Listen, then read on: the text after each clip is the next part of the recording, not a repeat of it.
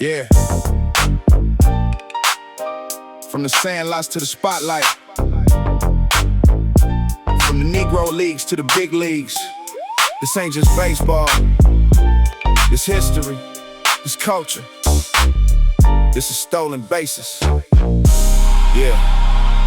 Save at first, man, safe you at our second. first official guest, man. So we appreciate Now we you, headed bro. home. Safe at Absolutely. first. We don't feel like the guinea pig. It just is I'm what on it is. But we definitely appreciate you, man. I'm honored. I'm completely honored. Yeah, Thank man. you. This is gonna be a dope one. Y'all ready to roll? Yes, sir. Okay, let's get it in 3, 2, 1.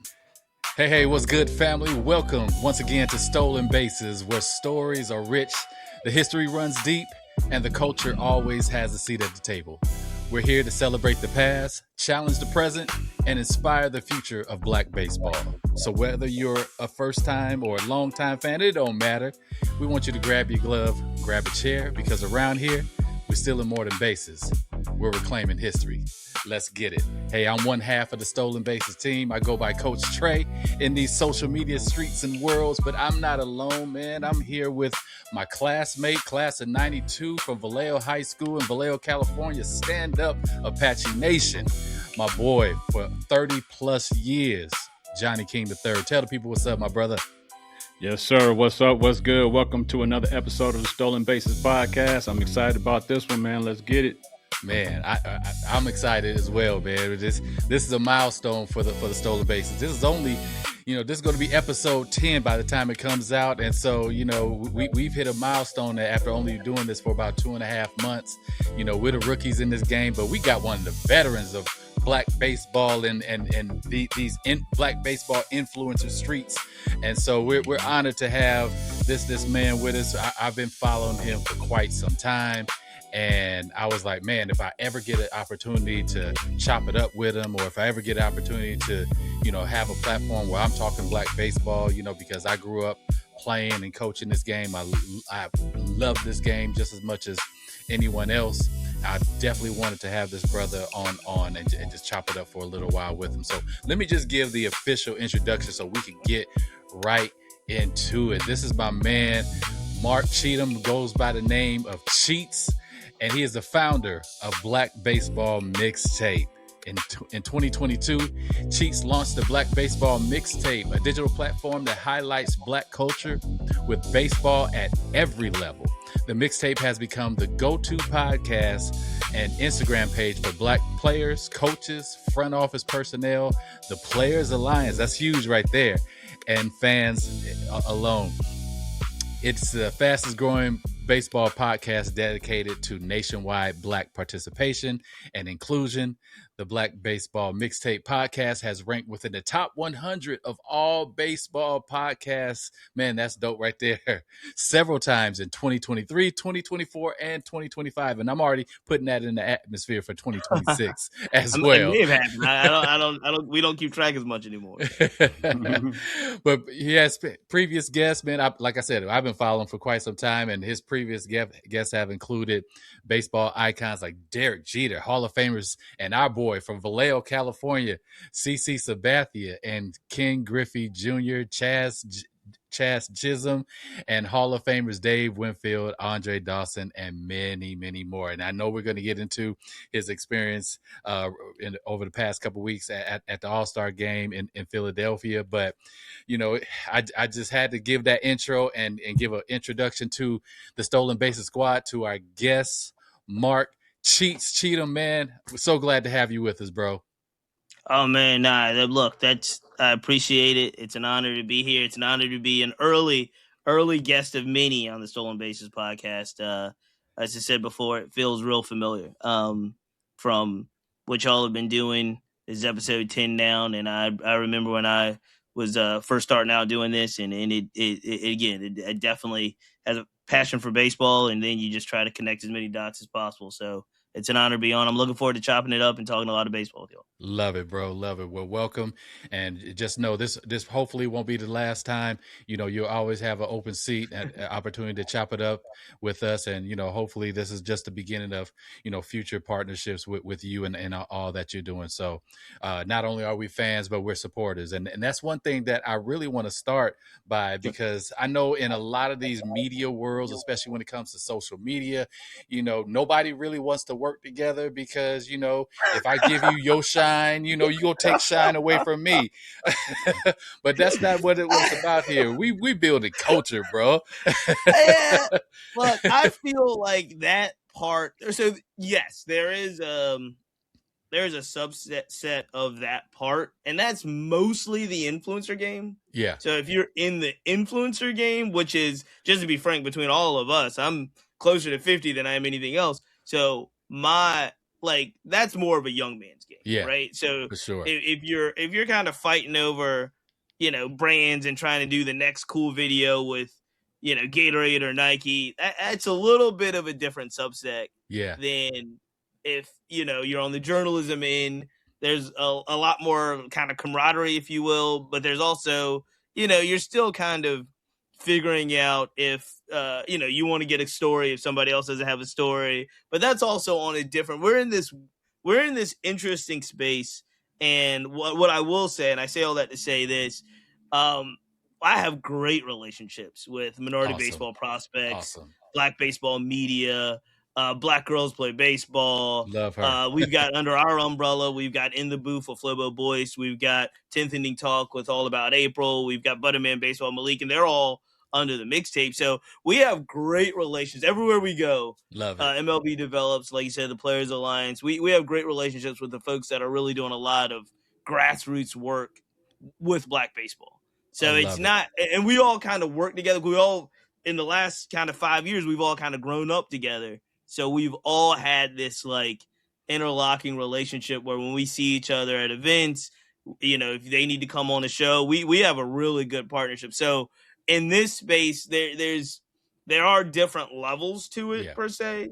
But if you kind of carve out the lane and kind of your relationships and amongst us, we have a really strong community of folks doing content that would be willing to be helpful. And again, we're in a different level. We're not necessarily competing for, that one sponsorship that, Adidas is going to hand out per se. Like it's just a different level. But I really do think we have some good folks that do content that are focused on Black community and Black baseball.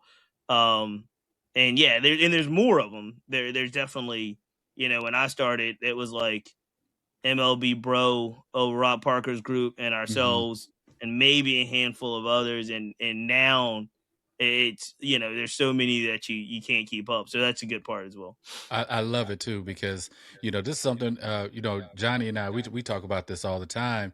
We grew up talking baseball. We're going to get into, where we're from and the connection to that in just a moment. But yeah, we grew up talking this game. And even though, maybe the interest in the sport has died, that love has not died. And I always tell people, who are trying to, break into this industry because they love the game just as much as we do. And they think, well, it's probably getting a little bit oversaturated right now, but I don't believe that's the case. Like you were saying, it's a beautiful community that's being built, and it's enough for us all to eat at the same time. Yeah, I mean, look, I'm always trying to be a realist when it comes to this stuff. The only reason I'm allowed to have the Black Baseball Mixtape, and yes, I said aloud, I'm married, I got kids. So the reason I'm allowed to have a Black Baseball Mixtape is because I have a 9-to-5 job. I have a real job outside of this that this has been a passion project, and it's grown into a bigger passion project. But I say I often think about it. And the truth of the matter is, kind of like you brothers, I would be talking baseball if the end result was us talking baseball.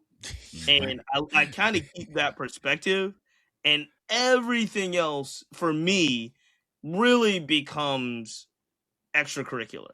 And now there may be a time in life where it's not. It may be a time in life where I have to take it more serious and I have to consider it more of a part of like a routine job. But it for 5 years, it's never felt like a job. It's always felt like, let's go cover baseball. Let's talk baseball. Let's build a baseball community. Let's be in this baseball community.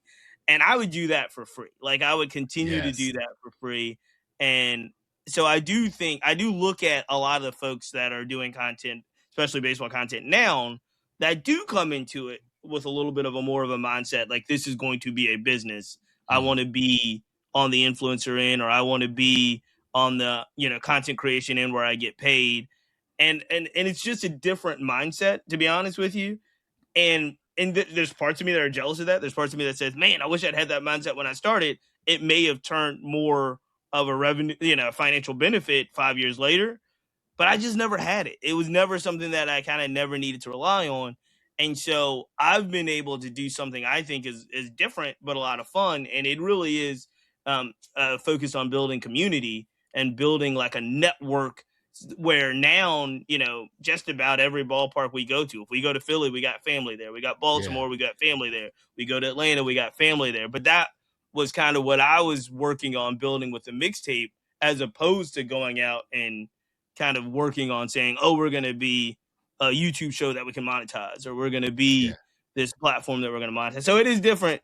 But I don't think the space is oversaturated. I don't know what I don't think our community really knows. And I think this is just being honest. We really don't know what the market cap is. True. We don't know what the potential is. And the only thing we can compare it to is bigger platforms that kind of entice white baseball. I think we'll see a little bit. We'll get a better gauge now that like Matt Barnes and ATS and those guys are getting into like ATS baseball. Right. We'll kind of see what their numbers are, but they'll follow the fact that they're really popular in basketball. So they'll get a lot more casual fans that are interested in Black culture and sports than just kind of more baseball, right? Right. But we'll have to figure out what the real market cap is, what the capacity is for just true Black baseball fandom in these digital spaces. And I like I said, I don't know it. We've been doing it for a little while now, and I don't know what 500,000, that's a good number. 200,000, that's a good number. 50,000, that's a good number based off of, what would be considered a good number. I don't think we have enough data on that yet. Man, that's good to know, man, because these are some of the conversations that Johnny and I are having. What does Black baseball talk looks like, and but you're right. It's in its infancy stages, man. Like this is talk that we would have at a park or at a family reunion. Now we're taking it to social media, and it's different, and so we don't know what the future looks like. Yeah, I mean, it's a good time to get in. It is, and it's also going to be a challenging time to get in, right? True. The reason it's a good time to get in is because there are a lot of exciting young Black baseball players that are coming into the league, that you can follow, that people can root for. There's a lot of our community really getting into playing at the youth level. They're playing at the high school level and the travel ball level, and there's a lot of activity, more so than I can ever remember before, and it is showing up in places that are really exciting. I think the challenge of that is, so there's more things to cover, there's more stories to tell, there's more people to really be able to show your audience who to become fans of, which was more difficult 5 years ago. I think the challenge is, because there's this wave, we're in this moment and this wave now, and you're going to start to see, again, more of the shows, more of the content creators, more of the platforms, more of the people kind of jockeying for a position. And I think for every podcast, Black Baseball Mixtape included, you just got to really figure out, like, what are we trying to do? Who's our audience? Who are we trying to serve? What are we trying to grow? And have an understanding that as long as you stick to your plan and you're happy with the product that you guys are producing, it may not necessarily yield, big numbers or big returns in 2026. Because again, now every ex-athlete is getting into it. I had a great conversation. We'll Yeah. talk about Philly in a little bit, but I had a great conversation with Jimmy Rollins over at All-Star Break. And Jimmy and I joke around because I've been hounding Jimmy to actually come on our podcast for probably 2 years. And he follows the podcast. We and him talk about it, and he knows everything we're doing. But Jimmy is like, he's like, I'm gonna do it, Cheats. But him and Ryan started their 611, and they've got a great podcast. It's a podcast that's great to listen to. But again, you're talking about ex-athletes and folks with production and platforms and people that are used to doing it, now getting into the space and getting support and getting funding. And that's great. That's what we all want. Honestly, we want more people talking about the game, but it will make it harder for folks that may not necessarily be a former pro athlete or may not be a former talking head on ESPN. Like, look, ESPN's laying off everybody. We know it. Right. What's the first thing they're going to do? They're going to start podcasts. They're going to start their own platform. They're going to. That's just a wave. I would do it too. Yeah. So, there's parts of it where you just have to ask yourself, guys, like, why are we doing this? What are we doing this for? Who are we doing it for? And really just kind of be comfortable and satisfied with that answer, because it's going to get. I mean, the next 2-3 years is it's going to take off. Yeah. You're going to see more and more of it. Man, I'm sitting here just taking notes. Johnny, this is a master class already, right? Absolutely. You see, I haven't said a word. I'm just sitting here like, yep, soaking it in. Soaking it all this game, man. I will tell you this though, and you guys probably know it.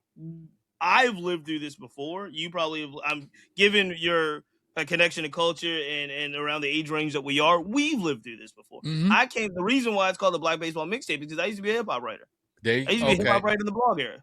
The blog era. Remember when the blog era was literally the hottest thing? Man. If you were an MC, you needed to be on the smoking section. Blog. You needed to be on all of the blogging. You didn't care about mainstream media because the blogs literally were controlling everything. Before there was Black Twitter, there was the blogs. Yeah, there's no more music blogs now. There's no hip hop blogs now that do what the blog era did.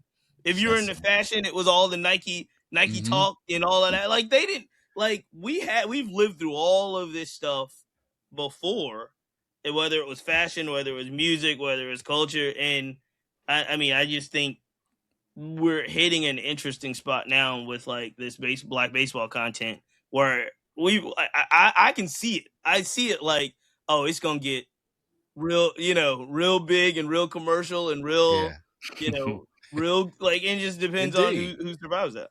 Absolutely, we're definitely headed there, and I think I'm glad that we're entering this space right now because this is really the infancy stages for the Stolen Bases podcast, and where we go from here. And so we're just really although we're creating our own lane at the same time, we're following the template that guys like you have already laid out, man. So again, we just appreciate the work that you've put in already, because it just made things a little bit easier for us as we hit this ground running, man. But before we dig deep into just talking baseball, I want our audience to know who is, like, we're hearing from Cheats, but who tell our audience who Mark Cheatham is, like, as the husband, as the father, what your personal interests are, things like that.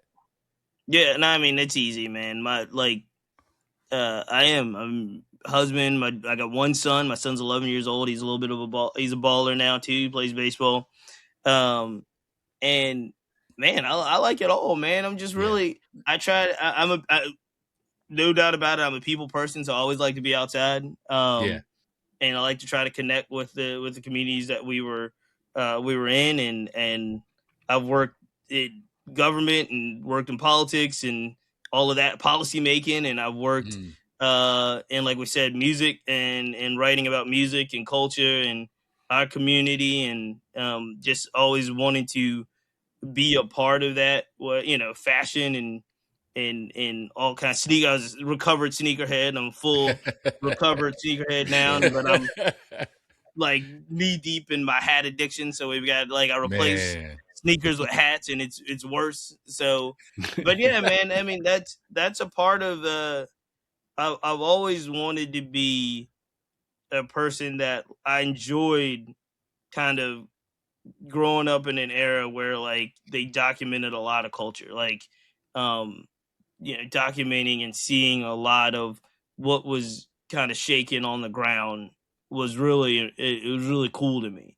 And Yeah. and I probably didn't, to be honest with you, I probably didn't really get that bug until I was in adulthood. Mm. But um I just really enjoyed kind of seeing, the documentaries of early, whether it was skate culture or hip hop culture or Yeah. like that, just like we all look at it now, it's like, oh man, it was the golden era of this and golden era of that and golden Right. era of this. And I mean, I think a lot of that stuff does still happen today. It's just, I think we document it differently. We tell those stories differently.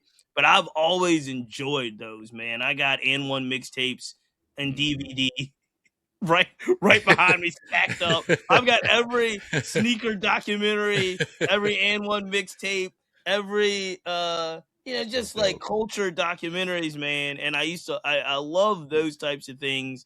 And I always wanted to get into like writing and writing articles and covering it, and so that's kind of at heart who I really am and enjoy to be, and I just kind of try to keep that in mind when we look at kind of the current of what we're doing currently with the mixtape, and trying to like tell stories and talk about folks that maybe a lot of folks aren't highlighting, or talking about angles that a lot of folks aren't highlighting. But that's it, man. I was a big culture, a big sports guy. I love all sports.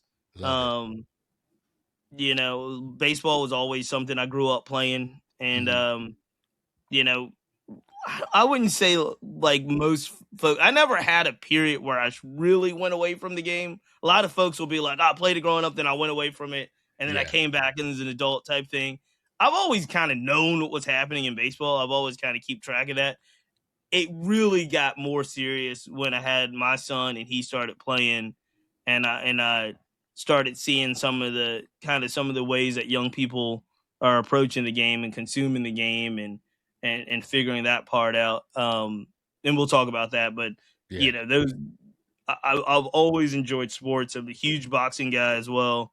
Um, NBA, huge Knicks fan. Don't ask me how that happened. I'm in Virginia, but I was a Knicks fan. I was a Knicks fan Hey, shout back out to your when, Knicks though. They did Congratulations yeah, to you, man. I was a Knicks fan when it was some dark days. Like, Ooh. I missed the whole. People make fun of me all the time. I was not a Knicks fan during the whole Pat Ewing, John Starks, all Mm. of that. I became a Knicks fan when it was like the Isaiah Thomas was GM. There was some dark days. There was some dark Yeah. days. They Like were dark. the brightest, like I'm talking about. People forget. Like, Yeah. I got excited when we got like Tracy McGrady and we got like Steve Francis. And I was Yeah. like, oh man, this is going to turn it around. It really didn't start turning around until Amari Stoudemire came. Right. But we had like horrible seasons. And then, things, we got Stoudemire, then we got Melo. We still had some horrible seasons in there Yeah. after that. But then, the group that came in now and won the championship. But yeah, boxing, basketball, a lot of culture. That was just kind of who I was and who defined me. And that's kind of, I still enjoy that part of Black culture and Black community and family and all of that stuff today. Like, that's, Yeah. I try to instill that stuff in my son and our family. And he's different. He's 11, so he's not trying to listen to anything dad says. Dad is not cool, but Yeah. that's kind of how it took me a long time to get real comfortable, being a part of that. And I do think like being a hip hop journalist for probably like, I think ultimately it might have been like an 8-year run or 10-year run. Mm. That really helped me. And again, I probably did that in my 20s to 30s. Like it really, probably my 20s. It probably helped me just understand kind of who I was and who I wanted to be. And I mean, it's just such a different time. I think young people are creative in 2026. Mm-hmm. But I just think I think their creativity is different. Oh Like, yes. Oh it's yes. just they don't do.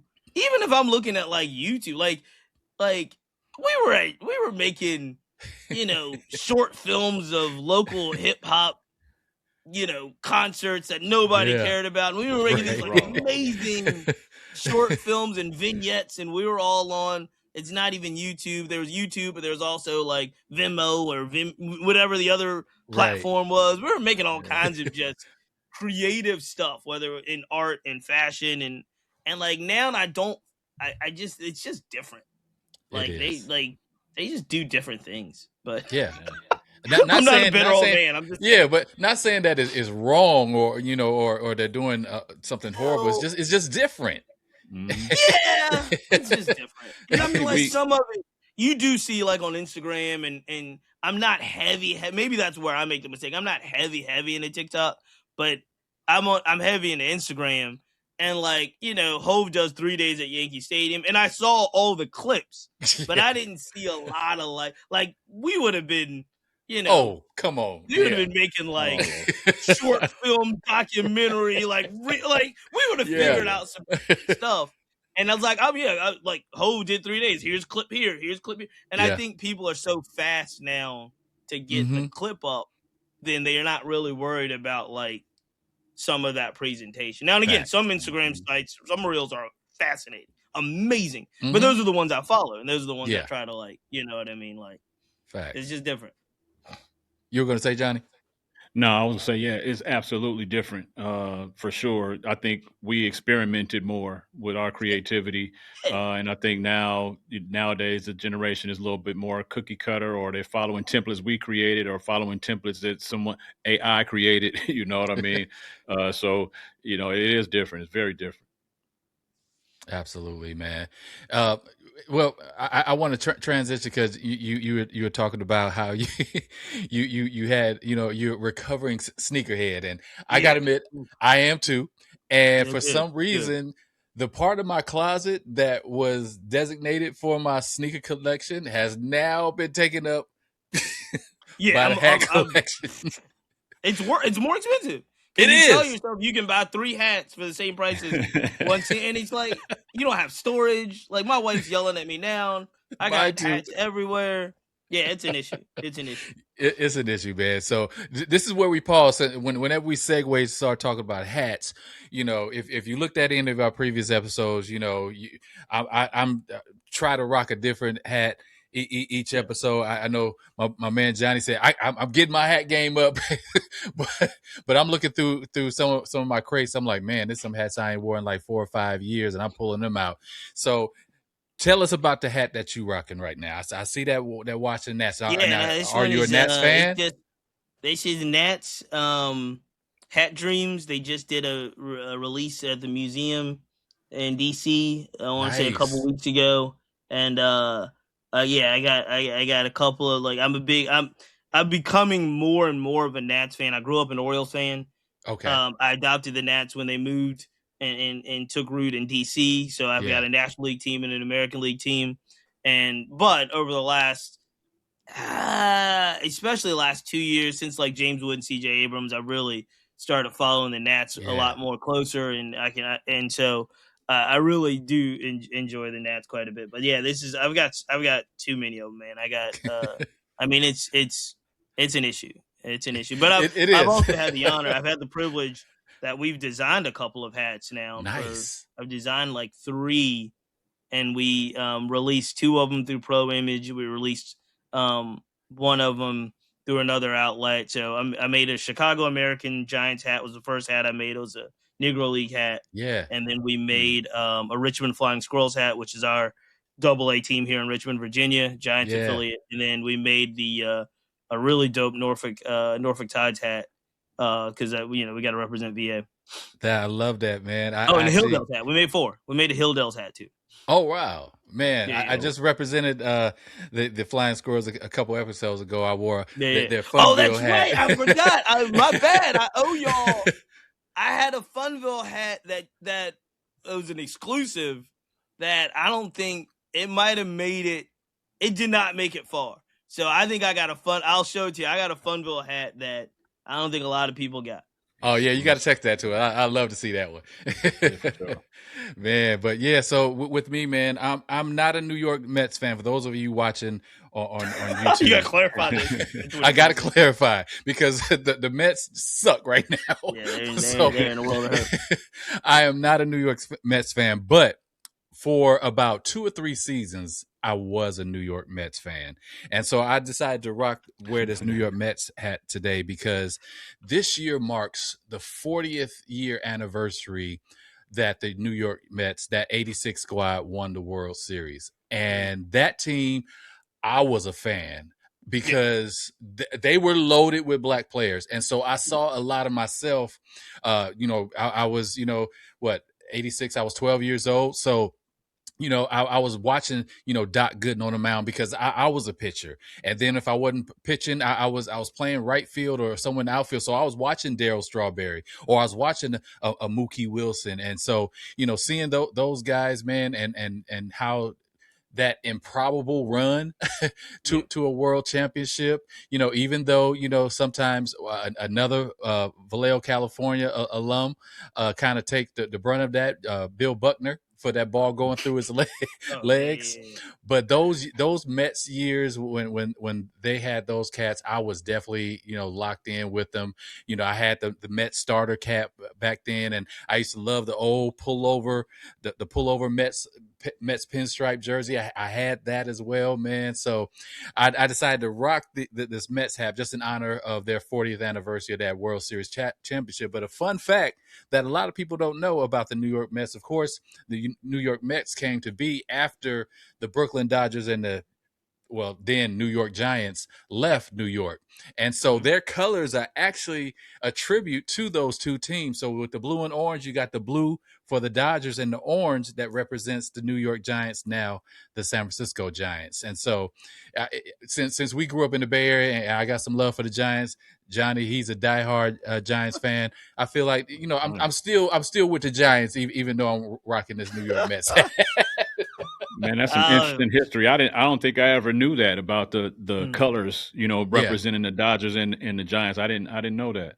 Yeah, that's how they got those colors. I know a lot of people thought it was, because of the connection, being in New York Knicks have the same colors, but no, it was actually a tribute to the two teams that left because there were a huge fan base for both teams who were left without a team when those two teams left in the same year. So yeah, we talk about, Cheats, we're from the Bay Area and, I'm a East Bay Area sports fan. So I grew up loving the A's, the Raiders, the Warriors. Even though I'm more of a Lakers fan, I still show the Warriors some love. And so within 3 years, we lost all three teams, in the East Bay. So I know what that feels like, and almost feels like you're an orphan. Like, where do I go now? Because I don't have a hometown team anymore. They're gone. Yeah. Even though right now I'm living in Sacramento and I have the pleasure of seeing my A's, for at least another year here in Sacramento before they, set up shop in Vegas.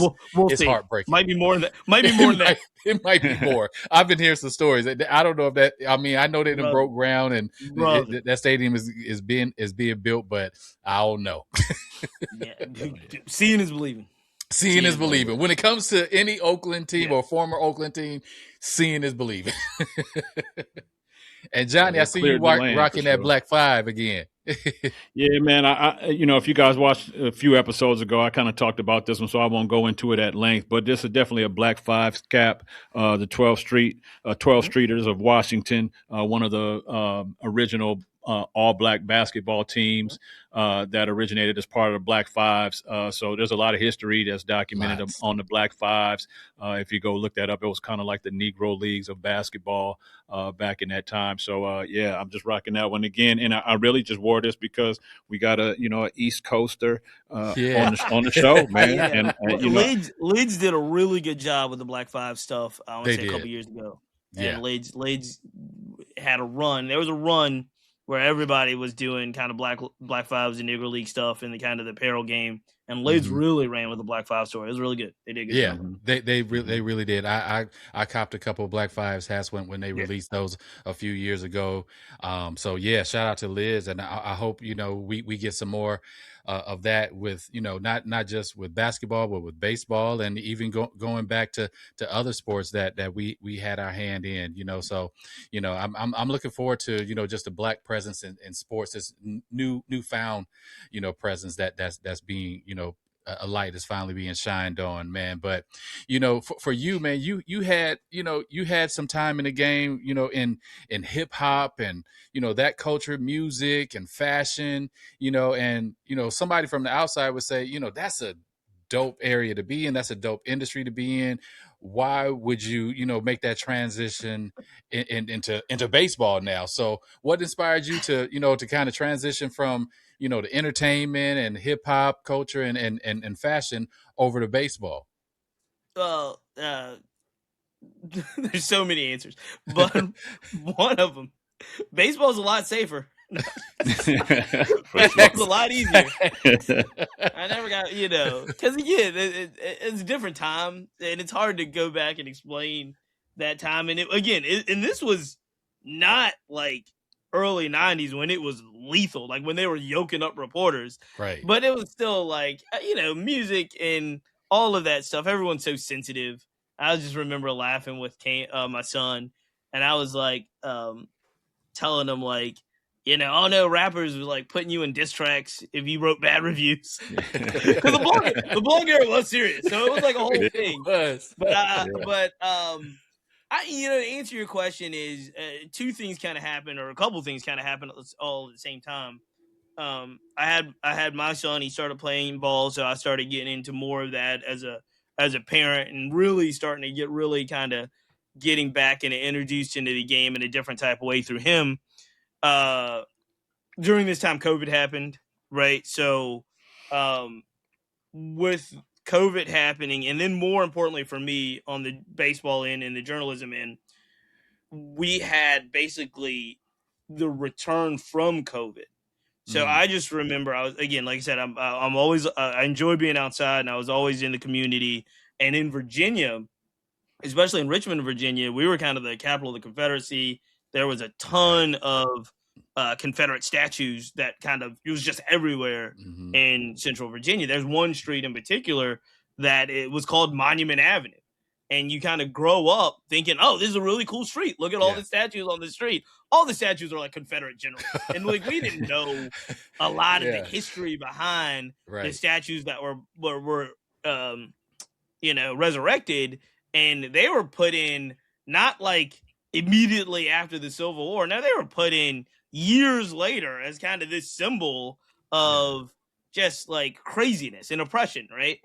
And we didn't know. You grow up and you kind of grow up and these are just things that are, right? Like you just don't really know to challenge, and like nobody looks into and says, oh, that's messed up. We're just like, that's Monument Avenue. And it really takes a lot of folks from out of town coming in town to be like, yo, y'all just out here like this. Like, you got Robert E. Lee right here on your back. And so I say all that, long story short, is when the world was kind of opening back up, and like I said, we have a AA franchise here in Richmond, and the Richmond Flying Squirrels have been phenomenal in regards to community involvement. They've been phenomenal since they've been here, I think 15 years plus now.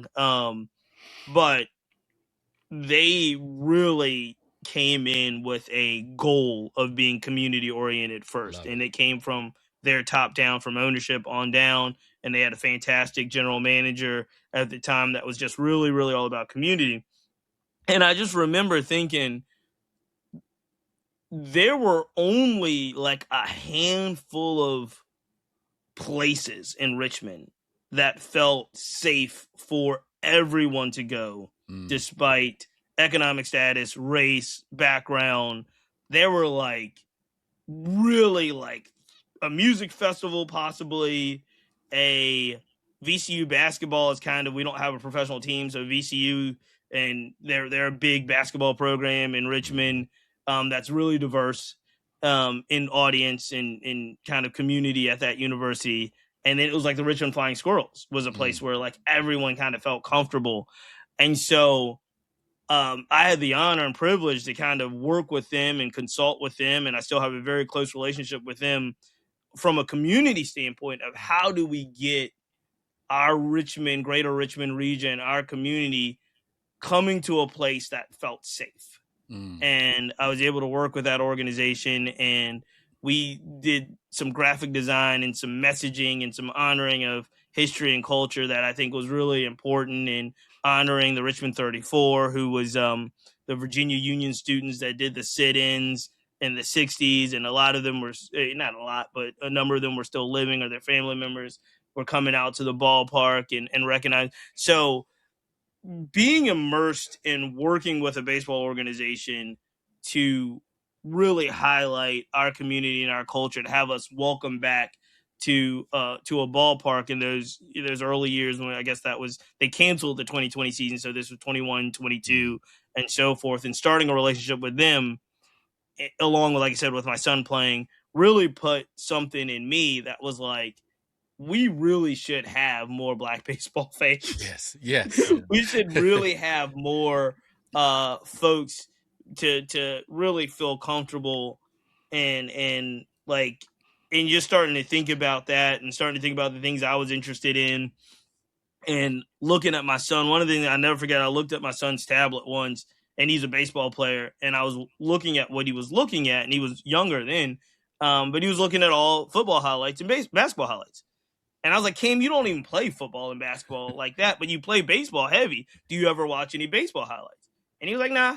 They're just not, that just wasn't the thing. Like their friends and stuff, they were never really watching baseball highlights. Now he does. He's found the right travel highlight reels. And again, a lot of this stuff has evolved with especially college programs in the last three or 4 years. But at the time, there was really nothing.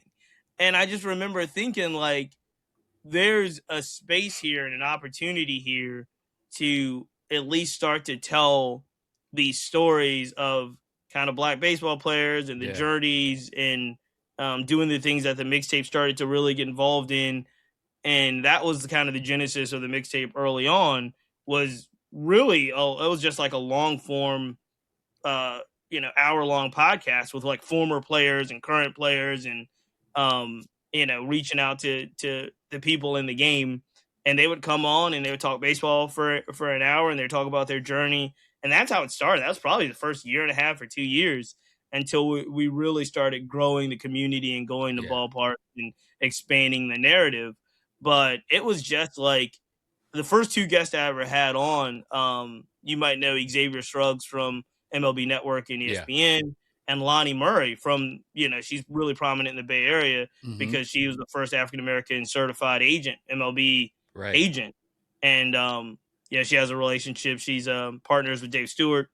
And so I had Lonnie Murray on and I had Xavier Scruggs on. And those two guys really, two individuals put the battery in my back to say like, oh, no, they're telling dope stories. Yeah. And they never had the opportunity to tell these stories. We had Bruce Maxwell on early on, and Bruce Maxwell was, known for, he was the only Major League Baseball player in all of the sport to take a knee. When Kaepernick and those guys were taking a knee. That's right. I totally forgot about that. Athletics. Yeah. And he got blackballed. There were other issues involved with Bruce Maxwell's journey, but we had him on early. We had, a lot of the top brass in Major League Baseball from MLB develops in the African-American standpoint to really ask him like, yo, all I'm hearing is MLB's not doing enough for Black people. Like you tell us, are they doing enough? David James, who's the head right now, currently head of RBI, and Tony Regans, who's the head of the vice president over MLB, and Tyrone Brooks. We had all these folks on, and it wasn't a adversarial conversation. It was a, hey, we want to understand what is happening in the game in our community. And we learned so much from these conversations. And then I'll just tell you there's always interviews that kind of change things for you. And I do think that, sometimes it's just the right timing, and there's, you get the right guest and they want to get on another guest. And, somehow I wind up seeing another podcast interview Edwin Jackson. And Edwin Jackson is, just an amazing person. But he also, at the time, held the record for playing for the most Major League Baseball teams. The right-handed pitcher. Edwin has a no-hitter pitcher, Team USA as well, but he pitched for 14 teams, I think it was. That's And insane. so I was hearing this story, and Edwin was, he was into baseball and he talked baseball. And I think the guy that was interviewing him was a music guy. He owned a record label. Edwin lives out in Arizona, but he owned a record label, and he was talking to whoever he was talking to about his record label. But I was like, man, I want to get Edwin Jackson on and have him talk about baseball. And I figured out a way to reach out, and I got Edwin on, and we had such a great time that after that interview, and I didn't know at the time, Edwin was, I did know, I think. Edwin was a board member at the Players Alliance. The Players Alliance saw the Edwin interview, and then they reached out, and they were like, we got to get more of our guys on your show. And so that helped get, Curtis Granderson and some of the other folks came on. CC as a board member of the Players Alliance, and we've had CC on now several times. Yeah. But it was just, we started figuring out how to build this platform that, again, it wasn't novel. It wasn't like it wasn't extraordinary or anything super special at the time. But I tell people all the time that sometimes it just helps to be first. You don't have to be perfect. For sure. Yeah. If you're in early, you don't have to be perfect.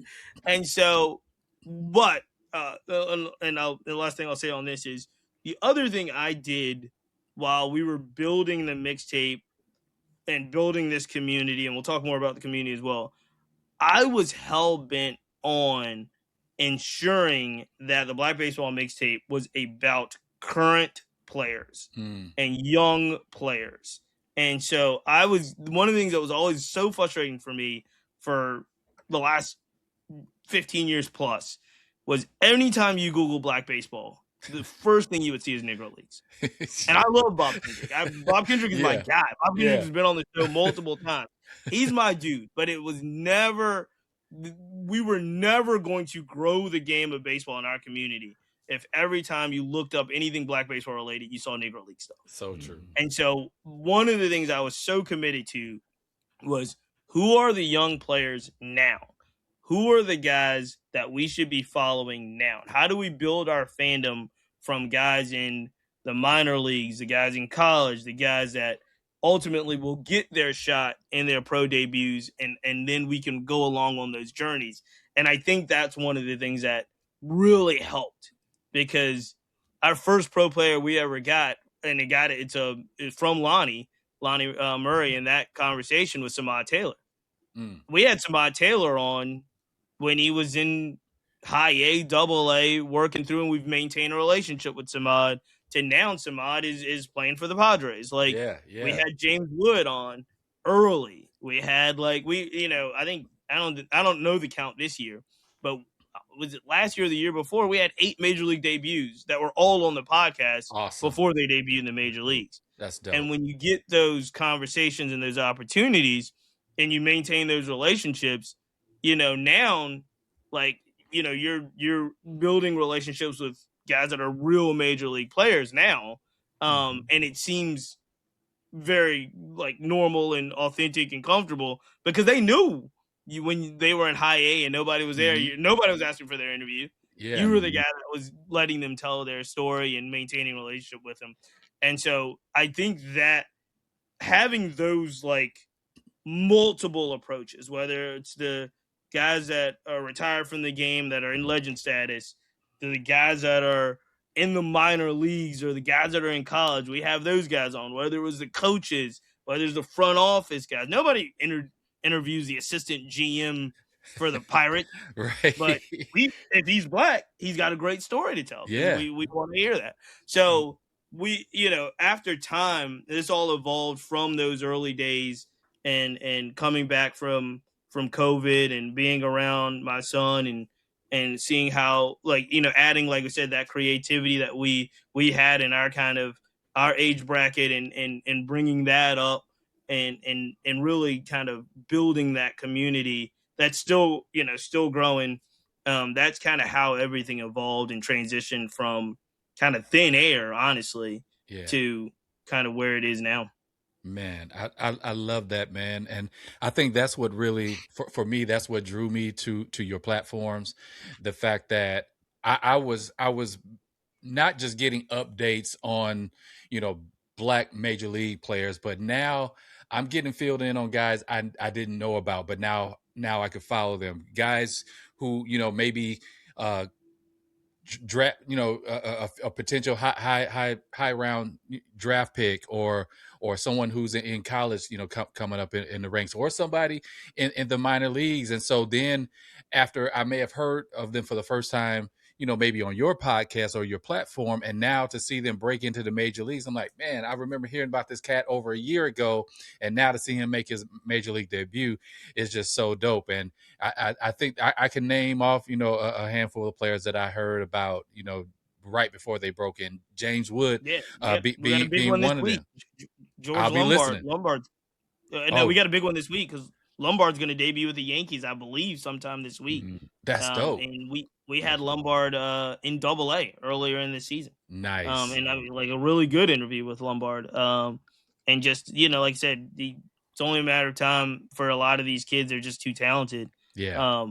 But yeah, those interviews will mean more now because, again, now if you're Lawrence Butler, great example for the A's, everybody now is going to want to interview Lawrence Butler. But since we had Lawrence Butler, 3 or 4 years ago, when there wasn't as much, there's always still hype around professional players, but it's just different now. Like, you know what I mean? A lot of them will really go out of their way. And so, if you're at the stadium, especially, take time and say hello and do the right things. And that's been fantastic. Building that community has been fantastic. Yeah. And Lawrence Butler, that's another one that I heard about. Being an A's fan, I think it was, maybe he had just broken in with the A's, but the name had rung a bell. And I was like, where have I heard him before? And it just goes back to Black Baseball Mixtape. So that was another one. And of course, being an A's fan, it's all about LB. For me, I'm always cheering on that cat. So, I've been watching his stats. Y'all got a couple now. I've been watching Lawrence Butler's stats. I'm like, man, come on! You this close to breaking the 200 average, man. So yeah, I know he's kind of struggling right now. Been rough. Yeah, it's been a rough. Look, he's been a rough. Last season was a little rough, and I think he put a lot of pressure on himself. And then this year's been a little rough. But you guys got Denzel Clark. He's Canadian. Yeah. The dude, the rookie that just came up this year, Joshua Corona Grauer. Yeah. We Yeah. talked about him. Poor guy. Yeah, and again, these are the fact that we can point to 3 or 4 now on a number of teams. There's still teams that don't have as many or don't have any, but it is the numbers are even moving in the right direction, much more than they were when I first started. Absolutely, and that's a perfect segue, because a lot of times when we talked about starting this podcast, and I was telling people, hey, I'm starting a podcast with one of my friends, and they were like, what it's about? I told them, Black baseball, and they're like, oh, you're going to talk about Black Major League Baseball players. And you try to send a message that Black baseball is so much bigger than just the major leagues. And you do a phenomenal job in bringing the spotlight to those who aren't in the show yet. And so, my question to you is, since you're doing this work and you're talking to players, you're talking to executives, you're talking to coaches, you're talking to scouts and people in the front office on all these different levels, what is the state of Black baseball, say, at the college level or even in the minor leagues right now? What is it that you see, and maybe some of those rising players that, may not be on our radar right now? Tell us about them so we can keep our eye on them. HBCU. Well, there's two different questions. There, and I would say there's two different real answers, right? So the state, it's real difficult. We do this, me and my buddy Clinton Yates, we do this like state of the Black Baseball Union every year. Like once a year, we'll get together and be like, what's the state of the Black Baseball Union? And it's really difficult because I do think that it's improving. I mean, it's going in a more positive direction, and the data backs that up. The numbers don't lie. More of our kids are playing at the higher levels and the professional levels, and there are kids that are getting into NIL change a lot as well with baseball. There's kids that may have taken that draft slot that's now going to college, and they're making more money at a power baseball school than they would have if they had gone into the draft in a lower reign. But there's so much that's different, and there's so much that just the landscape looks so much different than it's ever had before. And so there's some of that stuff where you look at it and you can embrace some of that, or you can be challenged by that. There is, let's call a spade. Major League Baseball is still only 6.8% African American. Facts. Period. That includes biracial people. If you're close to black, I'm trying to count everything black. We counting everybody. I'm counting everything. If you got that one drop, we counting you. Really tell me no for me not to count you. And with that said, it's still only, so we're only talking about 6.8% of Major League Baseball. Wow. Right? There is optimism when you look at the drafts. There are optimism when you look at the minor leagues. There is some optimism when you look at college. But again, today in this college game, most of the Major League Baseball players that are drafted are getting drafted from college. Yeah. They're not like, you look at the first round of the draft, you see some high schoolers in there. But if you look at 2 through the rest of the draft, which, whatever number of rounds there are a lot of college kids. Yeah. And the high school kids that get drafted late they're going to college. They're not going to, most of them aren't going to sign unless they're in those first 2 rounds and they're getting big signing bonuses. Right. Coaching is dismal right now, especially at the college level. Like, we had 308 Major League Baseball programs. I think there's 20-something African-American coaches, including the HBCUs. You take away the HBCUs, I think there's like 4 black coaches at PWIs, right? 1 black coach who was historic, the first coach ever in SEC baseball history is Keurig Jackson. He got the job 2 years ago at Missouri. That's right. Yeah. And before that, he was the head coach at Memphis, so he's the first African American coach in that conference. At two the same guy. colleges.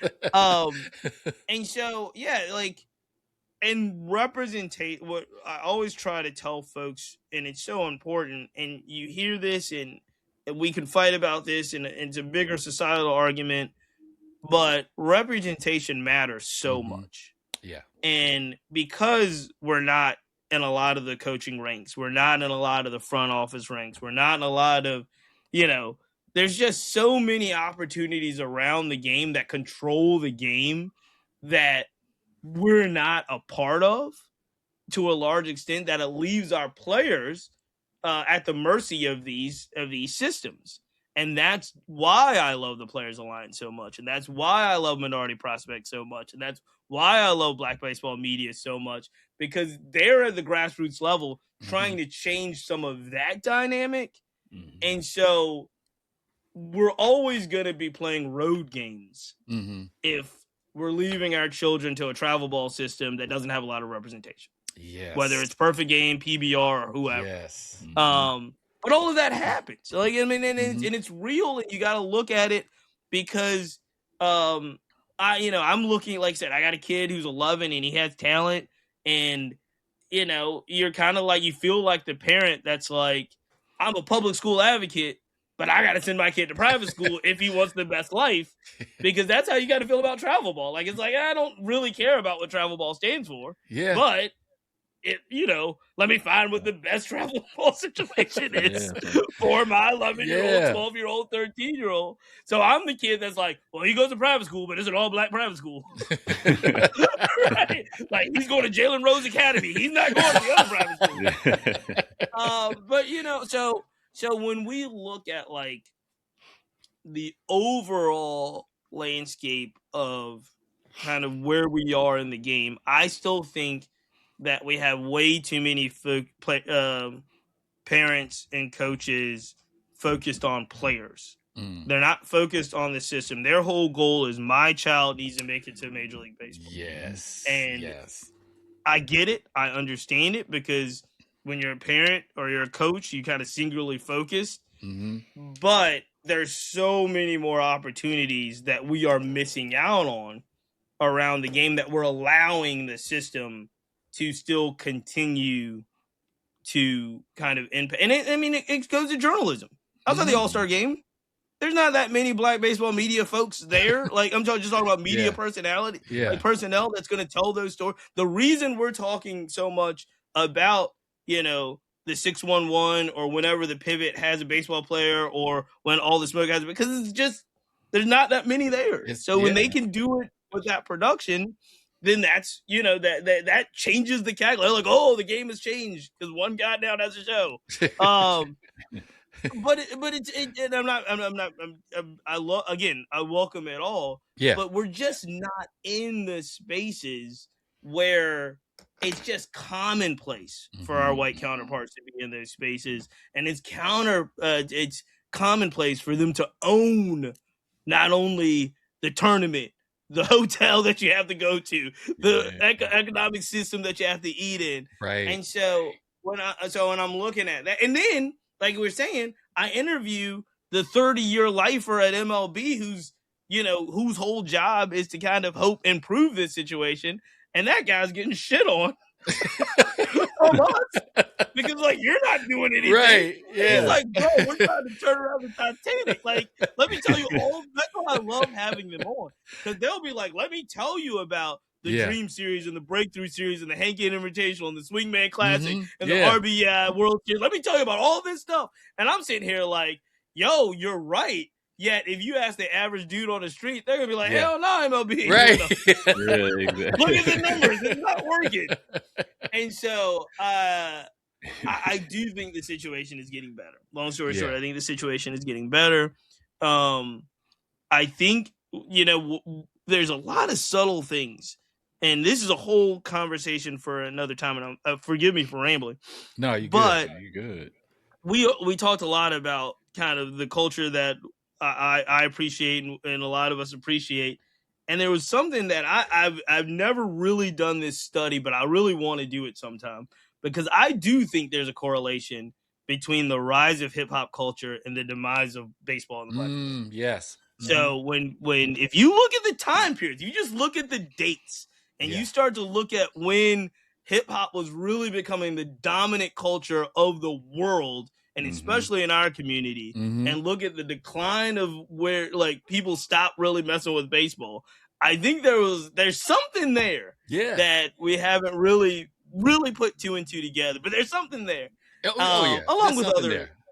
Yeah, there's along with a whole bunch of other factors, but I always thought that was fascinating. But so I say all that to say the numbers are going to get better.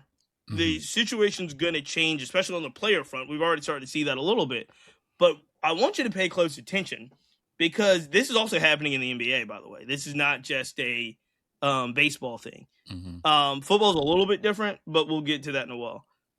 The kids that are changing the system are different than the kids in the 70s, 80s, and 90s. And what I mean by that, the first thing,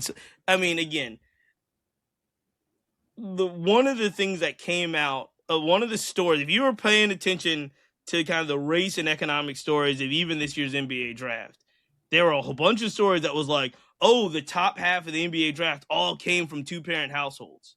You know what I'm saying? They're still black kids. Yeah, right. They can still hoop.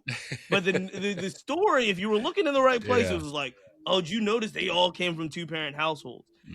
What really is happening, and what they're trying to say too, there's a part of it that's that, and family dynamics and race. But what they're really saying is, these are middle-class kids now. Right.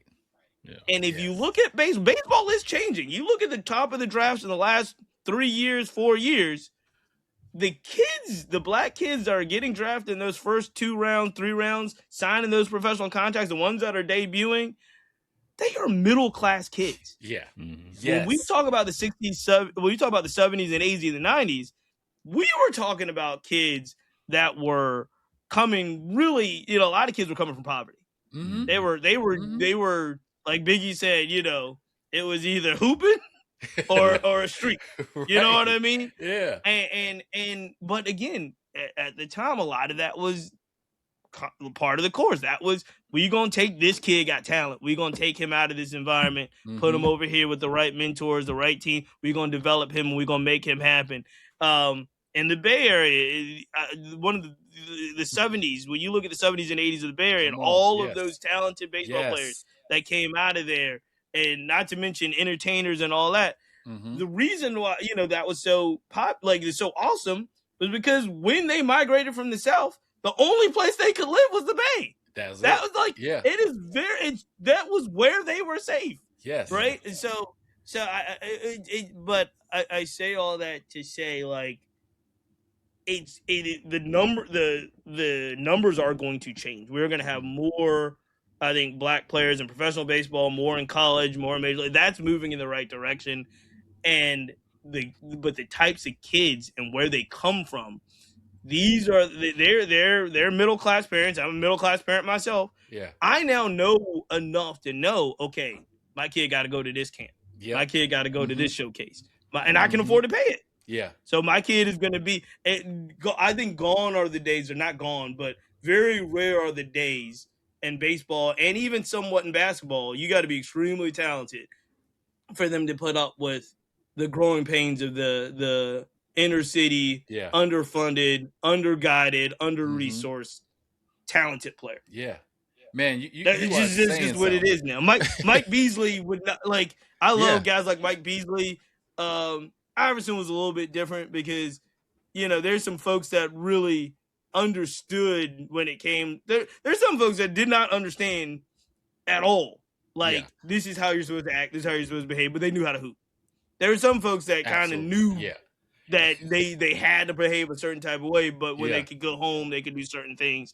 Like, again, those types, I just think when you look at the kids that are going to be at the tops of these drafts and these breaking into these games, they're going to be a lot of kids with a lot of understanding of understanding how the game played and understanding that these scouts aren't going to take a lot. They're just not going to take the risk that they were taking in development wise in those years in the past. Absolutely. So everything that you're saying, I can co-sign, because as you know, I coach high school varsity high school baseball in Georgia, Southwest DeKalb High School, and we had an all black. Every year I was there for 8 seasons, and every team was all black. Well, it's outskirts of Atlanta, of course, right? But what I was trying to create, me and the coaching staff, we were trying to create a baseball program based on how we came up the ranks in baseball. Because like you were saying, gone are the days, you were talking about players from the 70s and 80s, especially, being from the Bay Area, where you would see, Dave Stewart and Ricky Henderson come up from, the east side of Oakland and went to public school, and the scouts would go to their games at the public high school to watch them and scout them. And that's what happened with me. I got a college opportunity and was talking to a couple scouts coming out of high school because the scouts were coming to the games. But I think now we made it to where, the scouts and the recruiters can be a little lazy, because all I got to do now is show up to this showcase, show up to this perfect game tournament, and I'm seeing all the best talent. I don't have to go to the inner city. I don't have to go to the south side of Atlanta. I don't have to go to East Oakland anymore. I don't have to go to the inner city DC anymore. And so, like you said, we're seeing that influx. Yeah, it's an increase of our presence, but it's more of an increase, like you said, of those middle class. And no shade to those who can afford it. God bless them that they can. Right in that boat. It's just reality. It's just reality, man. And I'll at the go same further time, than I'll go further than the scouts. The college recruiters.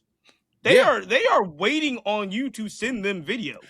100%. Yes. Your swing, your stats. They don't have to come to your game now. Nope. They are whole business entities. Yes. This is a fact. Yeah. They are business entities who made their business model. We will go record your child, send your child's tape to as many coaches as possible, Yeah. and we're trying to guarantee him an offer. That's their Yeah. whole business practice. Oh, yeah. They'll teach them how to interview, and they do it in a way that's like, oh, we're advisatory, and not all of them are predatory. Some people do need that level of advocacy, right? But you want to talk about lazy scouts? The college coaches don't have to go see you play anymore. They don't. They literally open their email and they got 50, 60 video reels of kids that they got to comb through and have the intern comb through and all of that. I'll say this because you'd mentioned Ricky Henderson. I, to this day, stand by this argument that in 2026, Ricky Henderson would not play baseball. Yeah, I agree. Ricky Henderson would be talented enough to play baseball. Yeah. Ricky Henderson is the greatest leadoff hitter of all time, the greatest stolen base player of all time. In 2026, Ricky Henderson would not be a baseball player. I agree. Because Ricky Henderson was also an all-world football player. He's an all-world running back. Yes. And they would have cultivated Henderson so much. Henderson played baseball because he wanted to get paid. Yeah. That's it. He could have went to college and played football at a top program, or he could go pro and get paid and start helping his family immediately at 18. Right. Henderson wasn't about school, and he wanted to get paid. So so he became a baseball player. Henderson also struggled early. So he struggled so early on in his career trying to figure out his swing and all of that stuff, to the point where the second argument I would make is not only would he not play baseball, he may have never made the major leagues because these guys now, they don't have the patience to say, oh, those first 3 years, throw those away. 18, 19, 20, 21, throw those away. They're so worried about, like, the front office is so worried about team control and production and what we can. Like, Henderson is Vince Coleman. A lot of these guys would never be major league players in 2026 because and again, analytics changes a lot of things. They're looking for different things. But yeah, man, it's fascinating. It is crazy if you looked at like players who were really good major league players when we were growing up, or even a little bit later, and say, man, these guys would not even be in the game today.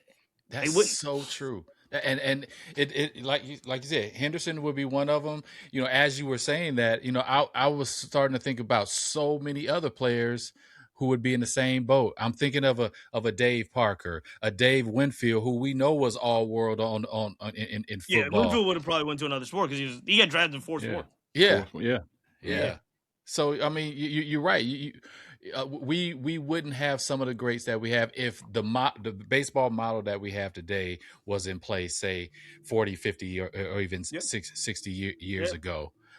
They would be looking at Deion and Bo Jackson and being like, I wish they played. I wish they played baseball full time. Yeah. Exactly. They were really these guys are crazy. There's a lot of guys that are so like they just don't they just don't allow for anything else, which is just crazy.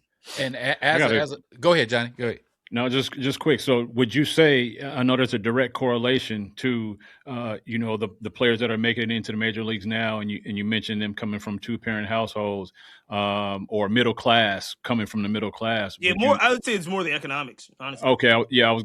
That's kind of what I was going to ask was, is it more the economics or is it the 2-parent household particularly?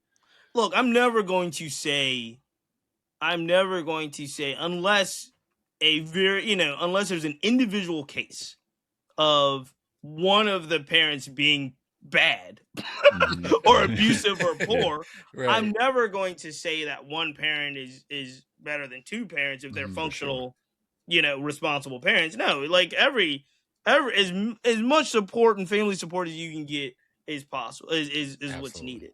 But I do think the economics also plays a role because development, those coaches and those trainers, not talking about the coaches that you go to for twice a week in your little league practice and you play on Saturday. No, I'm talking about the hour and a half that you're paying for in the cage Monday, Wednesday, and Friday, the conditioning that you're paying for on Tuesday and Thursday. And again, I'm talking about 11, 12, 13-year-old kids. Yeah. I'm talking about the camps that you have to go to and pay for, whether it's a showcase camp or not. And that's not even to mention if you're paying for a travel ball season and an indoor facility and all that. So I think the economic part of it, and again, I still believe, like I said, all of that stuff, it really does take a village. Like, my wife goes out of town for work, and if it's just me and my son and we got to do all these things, he might be late to something, or it might not, you know what I mean? Yeah. So, but I mean, I think that all of that plays a factor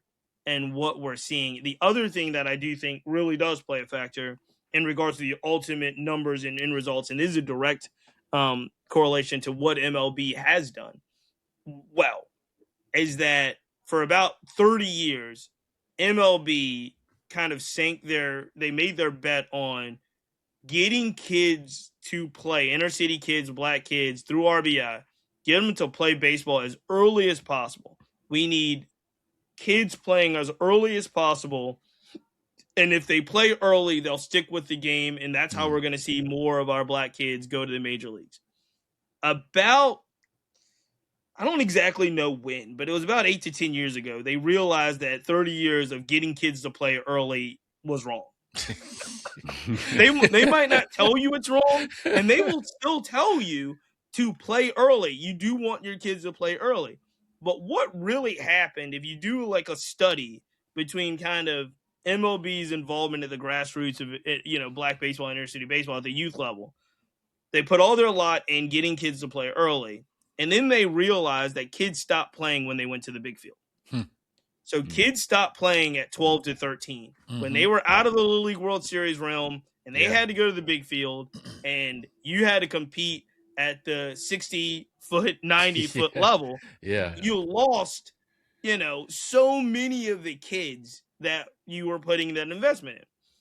The other thing that they realized is they weren't singling out the really talented players and giving them the extra development they needed to go from really good kind of 13 to 16 and 17-year-old to be in a position to get drafted or recruited and so forth.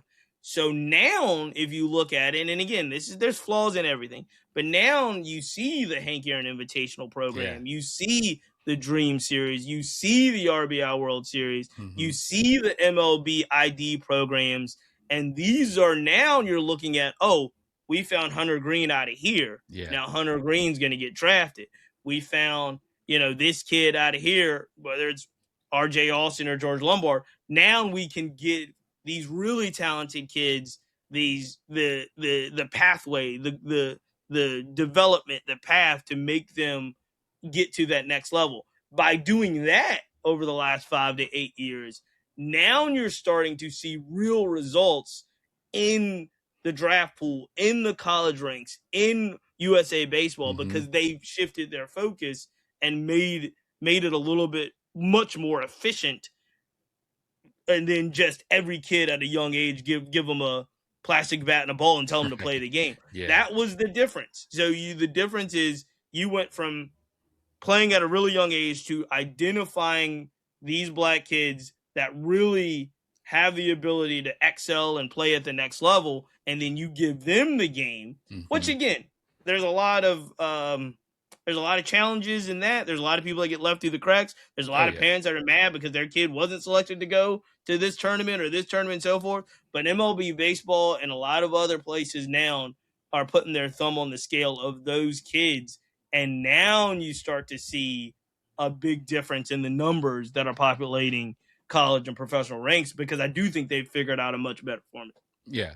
And like would you you said, say that there's a, would you, hold on real quick, Trey, I just follow-up question to that. Would you say that there's a pathway to higher ranks of baseball without entrance into these major tournaments, perfect game, PBA, PBR? Is there a pathway to exposure or a pathway to the next level of baseball after high school without having to invest the dollars into that, those tournament routes.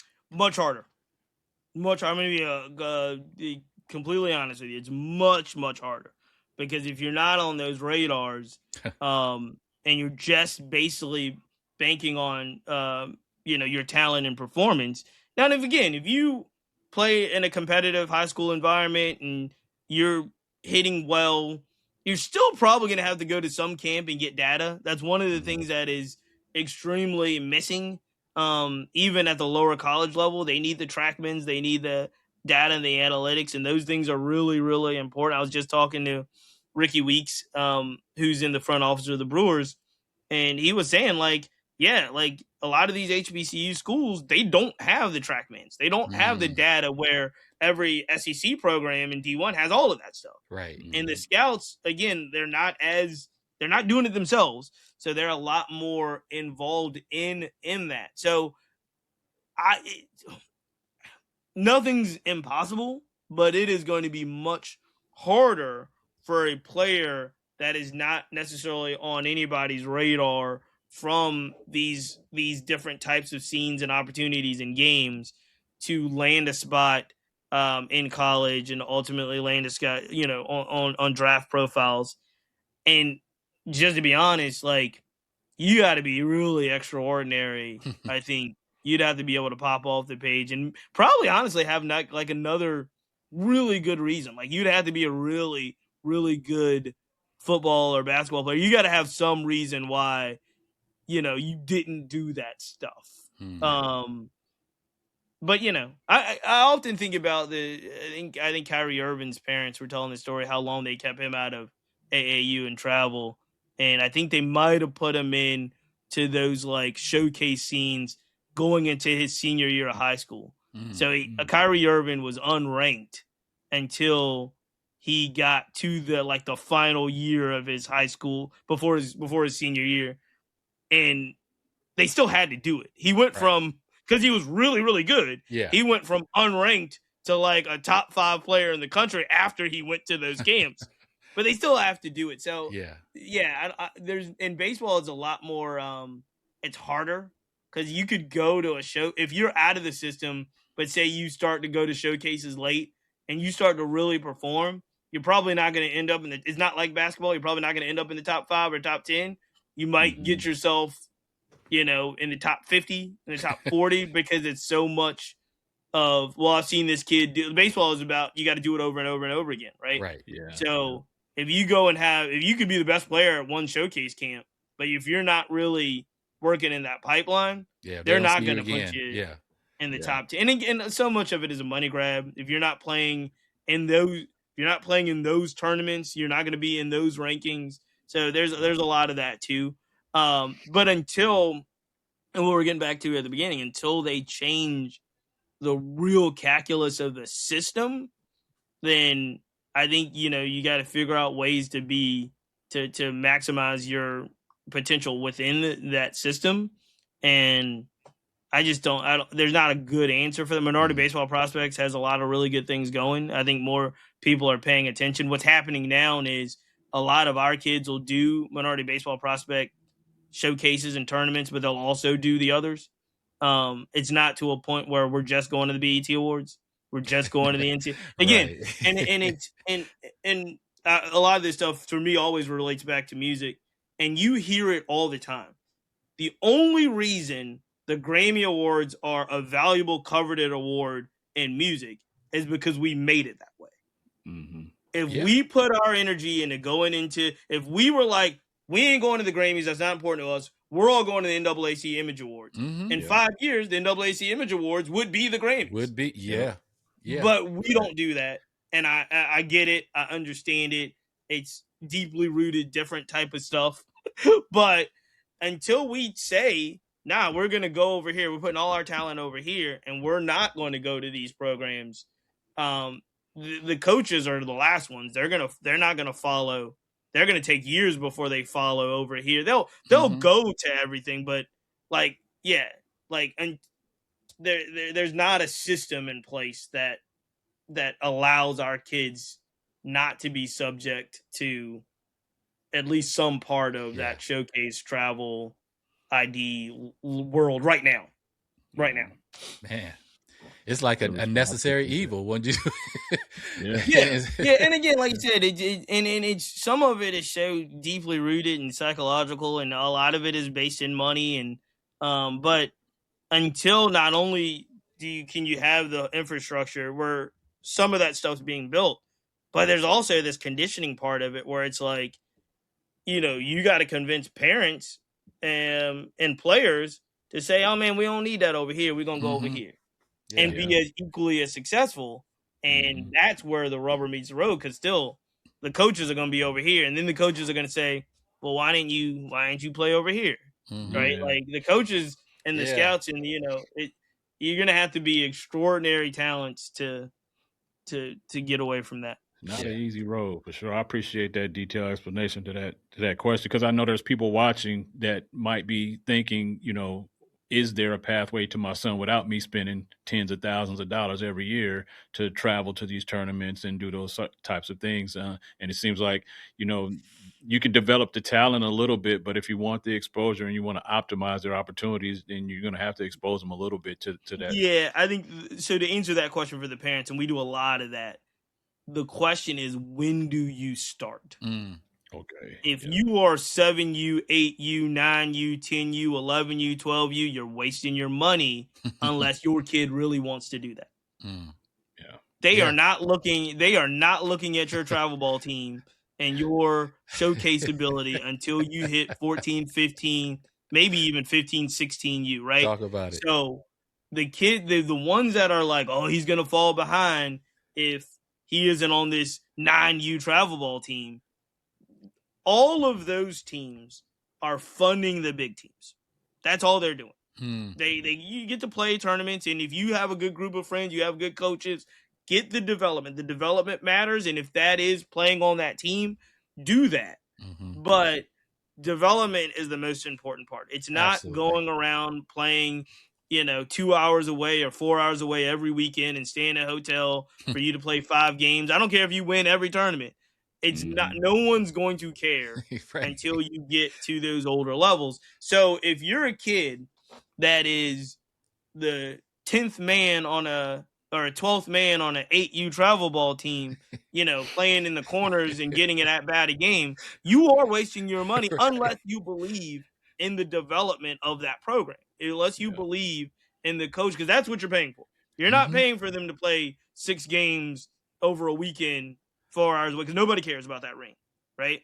So I mean, that's the truth. When you get older, you're gonna have to go to the showcase camps. You're gonna have to do certain things in between your, maybe your sophomore, junior year, junior, senior year. If you're not, you don't have offers, you're gonna have to, maybe even after your senior year, you're gonna have to go to some camps to get some offers. Again, there are 308 Division I programs, more Division II programs, JUCO programs, Division III programs. If you want to play somewhere because you love the game, you can probably find a place to play. But yeah, like, when do you start? And a lot of these folks that are, 12 years old and 11 years old, and you're, playing 10 out of 12 months of year or plus and going to these travel tournaments, unless you're really got the great development, don't do that. Yeah. If your kid isn't really about that life. You're saying the quiet thing out loud, and what a lot of parents and some coaches need to hear, because I get asked all the time from parents who want to get their kids more involved in baseball, and they say, will you train my kid? They're like 6, will you train them? And if I was money hungry, I would say absolutely, bring them on, give me that money. But when a kid is 6 and 7 years old and hasn't fully developed to even like the game, you're basically being coerced into the game by your parents. No, you just put them in a local park where they could just learn the fundamentals. If you are going to make that commitment to travel ball, make sure that you do your research on that coach to make sure that they have a method and a style that's going to teach that kid one, develop that kid and teach the basic fundamentals of the game. We're not all about the flash and the nice uniforms and, you know, all the different celebration stuff, but is my kid going to learn how to bunt? Is my kid going to learn first and third situations and all this other kind of stuff, and rather than just, you know, the long ball? You know, I think that's really important for a lot of parents who are trying to make this decision and like you said, waste a lot of money in a lot of cases on these travel teams for 7 and 8 year olds. So yeah, man. And I know it's hard. I know for our audience, I know that's kind of hard to hear, because maybe you're watching and listening and you got your kid 8, 9 years old right now in travel ball, and they're not one of the stars on the team, and you know they're sitting the bench more than they're playing. You have to really have those conversations, one, with your child, to see if they have enough passion to really make that commitment, and two, can you financially do this for the next 10 years? If they're 8 years old, you got to do this another 10 years. So it's some hard conversations that a lot of parents need to have. And I know, you know, that may put a little damper in some folks, you know, in some folks' step, but you know, we're going to transition really quick and kind of talk about a bit of a celebration, because the Midsummer Classic is baseball's celebration. And let me preface by saying this. The past few years, I wasn't mad if I missed the All-Star game. Like, honestly. Like if it's on, I'll be like, oh man, I came, you know, being here on the West Coast, of course, by the time I get home, the game's already started anyway. And so I'm like, oh, whatever. They got the reserves in now anyway. But this year I was so vested a week prior into the All-Star game, because I was seeing your content. I was seeing Black Girls Who Love Baseball content. I was seeing Black Baseball Media and all this content leading up to the All-Star game itself, because of course, you know, you guys were covering you know, the Swingman Classic, and you were covering a lot of the players and a lot of the festivities that were happening. But the main thing that, you know, that was part of what had me locked in. But the main thing that really had me really excited about this year's All-Star game was the fact that you were there, and many others who looked like us were there. And I was seeing, you know, lots of media coverage. So, bro, I just want you to tell us, what was that experience like and you know, what led up to you getting there, and then what was that experiance like of being? So let me be honest with you, this is year 4 for me. So really? This is the fourth All-Star game I've been to in a row. It started in Seattle with the very first Swingman Classic, and the reason I got to go to Seattle was because it was the very first Swingman Classic, and so I got approved through my partnership with the Players Alliance to cover the Swingman Classic. I didn't know exactly how I was going to cover, you know, whether it was the Futures game or the Celebrity Softball game or the All-Star game. But that particular year, this was 4 years ago, every year too, around the All-Star game, they have this thing where they have a youth tournament for boys and girls. So I think it's the Championship Cup and the Jenny Finch Classics, Governor's Cup, Jenny Finch Classic, where it's like youth teams from all of the MLB academies come to the All-Star location and they play a tournament on the boys and girls side.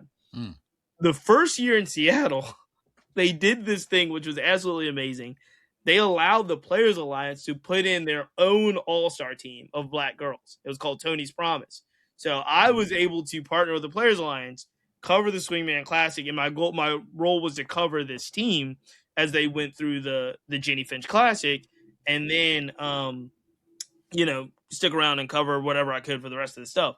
Long story short is the Players Alliance called minority prospects, minority baseball, minority softball prospects, our guys Alex Weiss and Reggie Hollins and Ty and all those guys, and said, let's put together the best high school softball team that we can with our minority girls for the Players Alliance. And when I tell you, they put together literally the best high school women's softball team I've ever seen in my life. Like literally in my life. The starting pitcher was freshman of the year at Mississippi. She just transferred to Oklahoma. The starting shortstop went to Georgia. She just transferred to South Carolina. 2 players from Oklahoma. Like it was just unfair. And so they never got invited back because they won every game.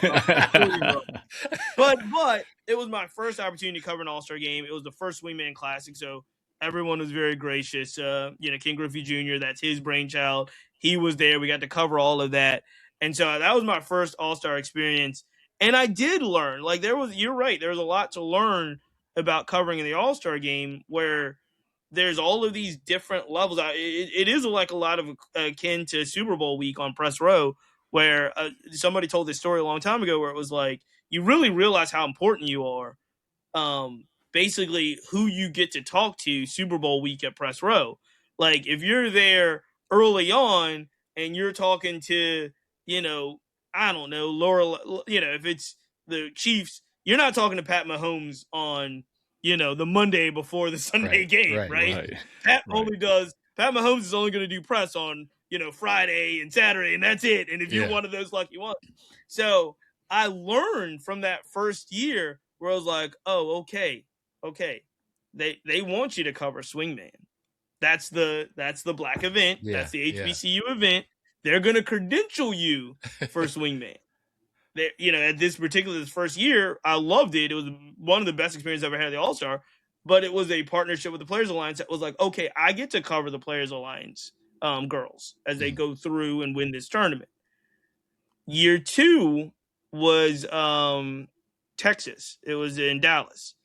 And it was like, okay, you're still kind of growing.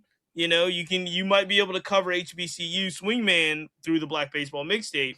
But if I want to cover the All-Star game, I still got to use my relationships with different organizations, Players Alliance or whoever, to say, okay, they're going to credential you through this request. Mm-hmm. It was year 3 in Atlanta was the first year that the Black Baseball Mixtape had made enough relationships in those 2 years on our own and did enough content where it was like, oh, I get credentialed on my own now. Yeah.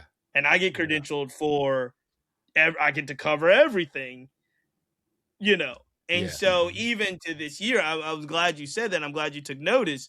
But there is like, okay, what media is credentialed in Philadelphia to cover Swingman versus to cover the Home Run Derby or to cover the Futures game or to cover the actual game? There's these different levels that you're always working through. Yeah. And so, yes, this year, in HBCU has always been, Swingman's always been, everybody gets credentialed because they want the coverage. It's a new thing and they want our community to cover it. And so you're starting to really understand like, okay, but did they get credentialed for the red carpet? That when everybody's doing the red carpet and they're wearing the suits, did they get credentialed for the Home Run Derby? The Home Run Derby is the biggest one. Home Run Derby is a hotter credential ticket than the actual game. Everybody wants to be there. A lot of people leave, by the way, after the Home Run Derby. They're not even there on Tuesday. So seriously, it's a long week, man. You get there on Thursday. But those are the things that you may not necessarily know that you learn. So yeah, it's been a process and I've got great friends and great relationships over at MLB, and there's the ones they are the ones that do the credentialing. And so last 2 years they've credentialed the mixtape standalone for all of the events. But I tell people this all the time. The reason like the Black Baseball Mixtape gets to cover the All-Star game is because the Black Baseball Mixtape covered the Andre Dawson Classic in February with 8 HBCU teams that MLB sponsored where no one was there. Right. Like everybody's international press is at the All-Star game. Right. Every outlet you get, everybody's clamoring.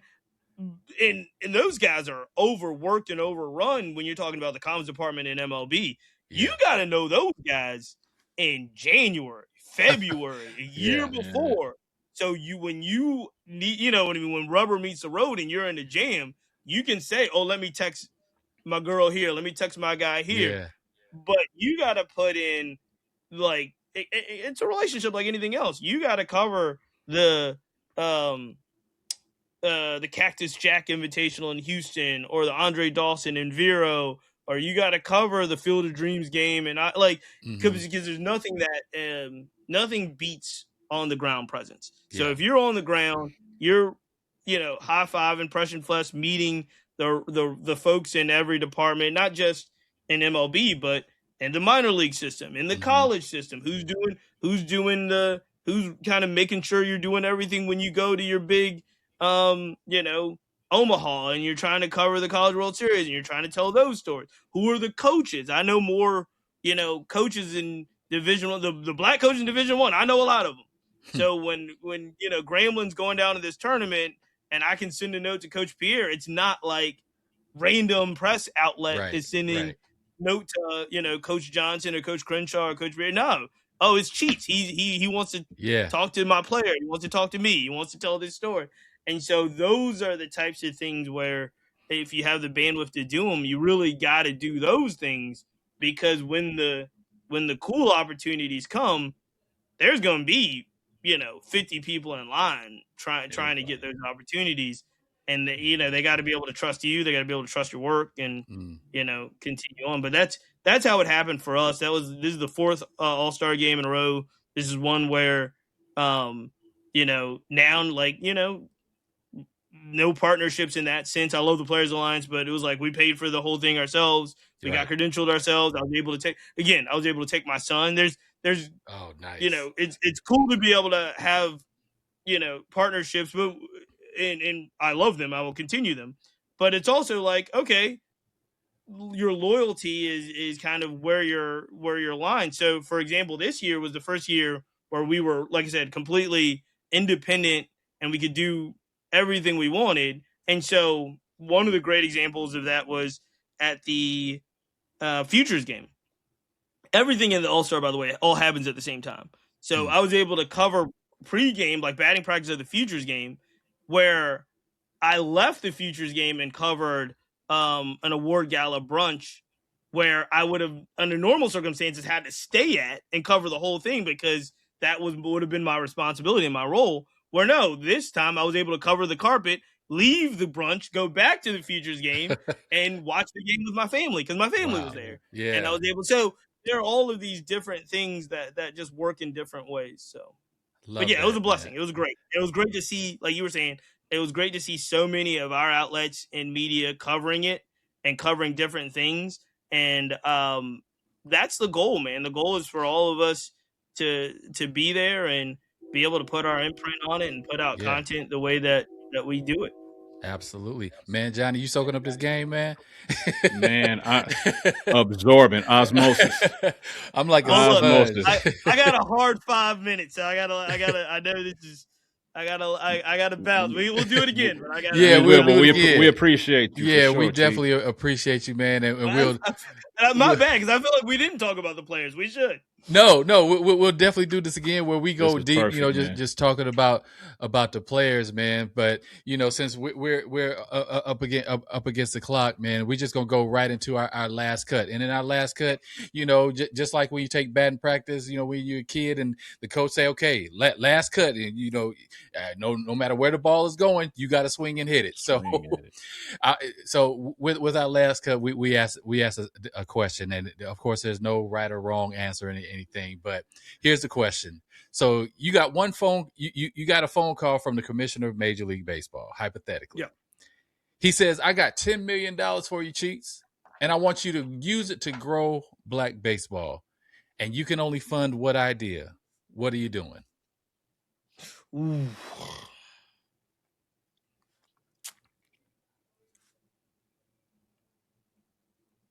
I would figure out a way to invest that money into building communities. Like it would still be around communities and fandom. I don't think we talk enough about one of the reasons black baseball, like black people, have very little leverage in baseball. is because we don't have enough fan presence to make owners care. Ooh.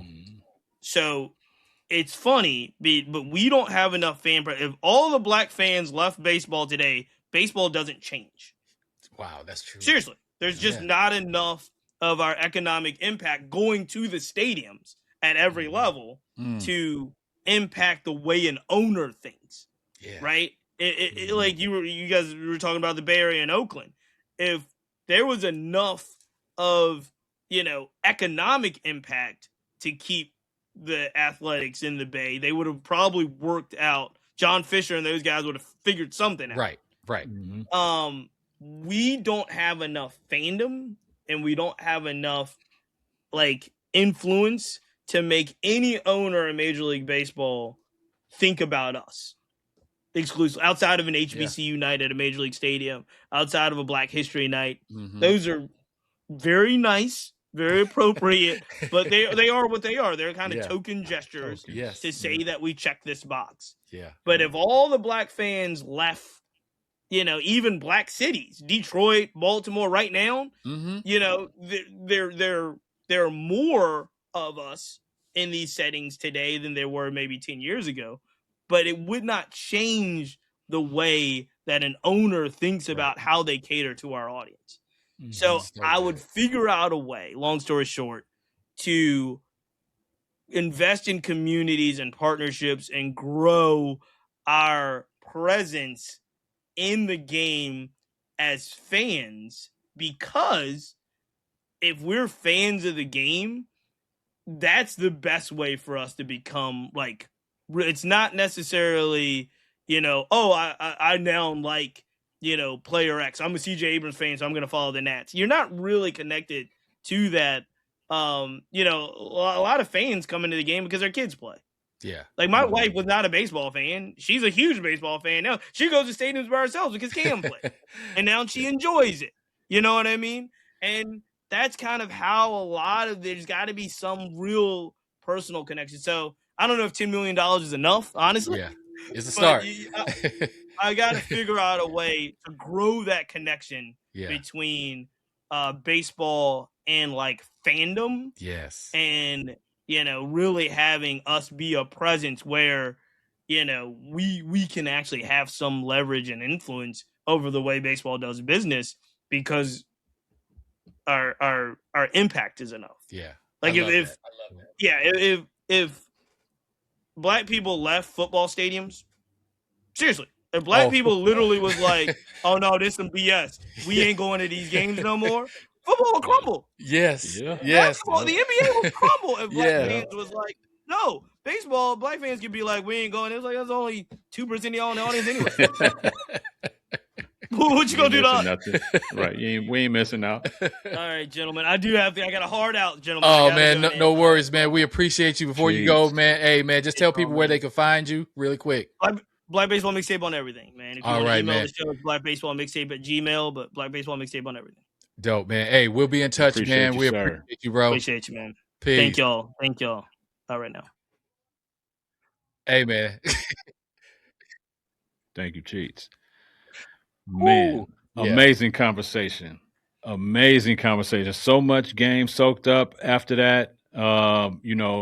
If you guys are still watching now, you notice I wasn't saying hardly anything. I'm just sitting here soaking up the game the whole time. I know Coach Trey was as well, but hopefully, you got some insight on the depth of what we're up against, as we face the subject matter of bringing back Black baseball. That's what our aim and our goal here is to do at the Stolen Bases podcast. And, we were just talking to someone who been boots to the ground for the last 5 or 6 years, heavily involved, all the way up to the Major League Baseball level, the All-Star game. I mean, firsthand, you heard him talk about, him now having the ability to get his own credentials from Major League Baseball. I mean, when you get to that level, you had to have been in it for quite a while.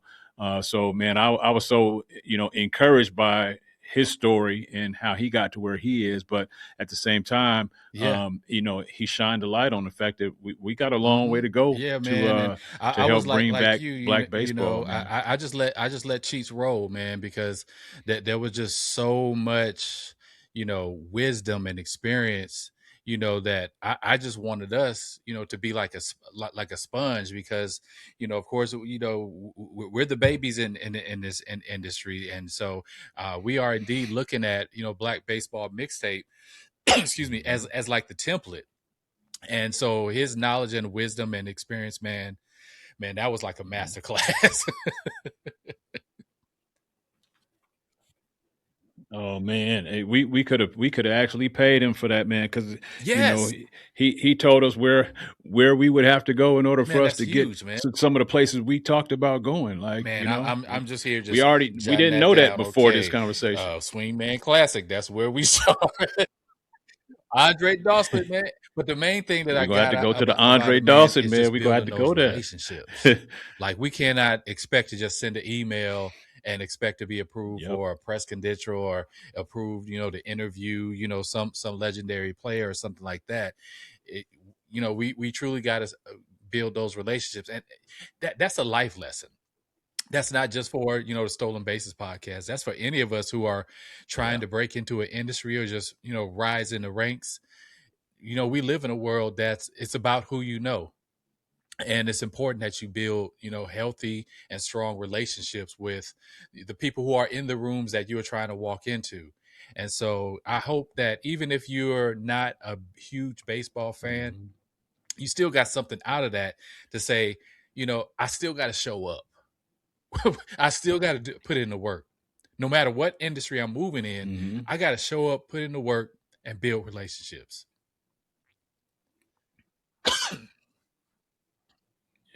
Yeah. He he dropped a lot of names over the course of Right. his conversation, and I don't mean that to say that he was name dropping, but it solidifies what you just said about those relationships. Yes. He was able to drop those names because he's developed those relationships with those people. He's able to interview major league players now because he started building relationships with them when they were in high school, in college, and in the minor leagues. And so it's a reminder to all of us that there's a long pathway to get to the Major League Baseball level, for both players and for media. We got a long way to go between you and I to get to that point, but we also can see that it's not that far away if we maintain those, the building of the relationships and the establishment of those, having guys like Cheats come on to the show as our first guest. That's phenomenal for us, for the Stolen Bases podcast. I mean, this dude is extremely knowledgeable, and I knew from following his content that he knew a lot about baseball, and he had developed a lot of relationships, and has been in the game for a long time. But I didn't know that we would hear everything that we heard, man. and I just I think appreciate that him this for is giving probably us going the to be game, one of man. the first relationships in this Black baseball sphere that we cultivate is with somebody like Cheats. I love that he was gracious enough to give us the rookies some of his time, and also just tell us, Yeah. like he told me off mic, reach out to me, when if you need a little bit of knowledge, or just need to some clarity on something, man, feel free to pick my brain. And so we're building that type of relationship with him. And before not too long, we will have those same opportunities that he's had, because we're consistent, for one, even though like another thing I like is that he still works a 9 to 5 just like us. He's still punching the clock. He's still being husband and father and all these other things. And so this is that other outlet for him, doing something that he loves, that he's now able to capitalize on. And it's all about just putting in the consistent work, man. And I believe we've already set a blueprint, and a foundation of doing that. Because man, like we talked about offline. I lost a dear close cousin a couple days ago. And so our other show that we were supposed to do the day before, we had to cancel. But only thing that was on my mind is making sure that we stay consistent, because it's bigger than me. And I appreciate you giving me the time, to deal with family and stuff like that. But to come back, today and have this episode with Cheats, we got another guest coming up again shortly, and man, it just shows me that we're doing something right. And I'm so glad, that we connected and partnered up to do this, because, you know, your work ethic, man, is similar to mine. Even though we have all these other things, going on, we Mm-hmm. see what could be from this podcast. It's not about the fame. It's not about, one day being able to just sit next to Ken Griffey Jr. or Barry Bonds. Yes, of course, that would be great. That would be wonderful. But the goal truly is, to share these stories and to inspire another generation. And we want to do that on the biggest level possible. But in order to do that, it's all about the consistency, man. And we're setting that blueprint and that foundation, man. So, I know things are going to come up and we have to adjust our schedules, man. But, I just love the fact that we still continue to show up for each other. We still continue to show up for this podcast. And I know eventually, and probably right now, our audience appreciates that as well, because we got some amazing people that's a part of the SB squad already, who are chiming in, who are watching regularly. We're seeing the numbers grow. We're seeing the subscriptions grow. And so, it's just proof of the work that we've put in now to set a stronger future for us, man. And so it's only up from here. And the game that Cheeks gave us, man, it's like I'm ready to run through a brick wall right now. Man, it sure is, man. I love it. I love, and one thing for us and for the audience, for you guys watching, squad, we thank you for being here and staying with us all the way up to this point. The one of the last things he mentioned was that the owners in the MLB, there's not enough of us in the stands for them to really care to make a difference either way. So I'm encouraging each one of you watching to when you get an opportunity to go check out a baseball game, make it a point to go to one or two or three games a month. Not a month, a season at least. There's so many young, up and coming, Black major leaguers now. A lot of them we found out and learned through his content, Baseball Mixtape, and we learned about those guys like Von Lackey and some of the other high drafted prospects through that type of content. And now it makes me want to go watch. If I don't live in a state where there's a major league team, I live in Tennessee. There's the Nashville Sounds is the AAA affiliate for the A's, and they're right here in this hometown. That stadium is 5 miles from here, from where I am right now. But even then, going to a AAA game, there's some, up and coming players that are on those teams that are African American, that are Black, and they deserve the support too. And our faces being in the building there as well makes just as much of an impact as our faces being in the major league stadiums. I imagine that if the Nashville Sound saw, 20-30% of, African Americans watching every game, they'll 100%. Be more likely to draft a Black player or two or three, in upcoming drafts. Like Johnny is saying, everyone, you may live somewhere where, there's not a major league team within driving distance, but there's likely a minor league team within driving distance, or there's a college team within driving distance. So this is not just about, showing up for a major league game. We have to show up on every level. Matter of fact, show up at your local high school's game. I sometimes go to the local high school in my area, and besides parents, it may be 10 people watching the game. Minus the parents.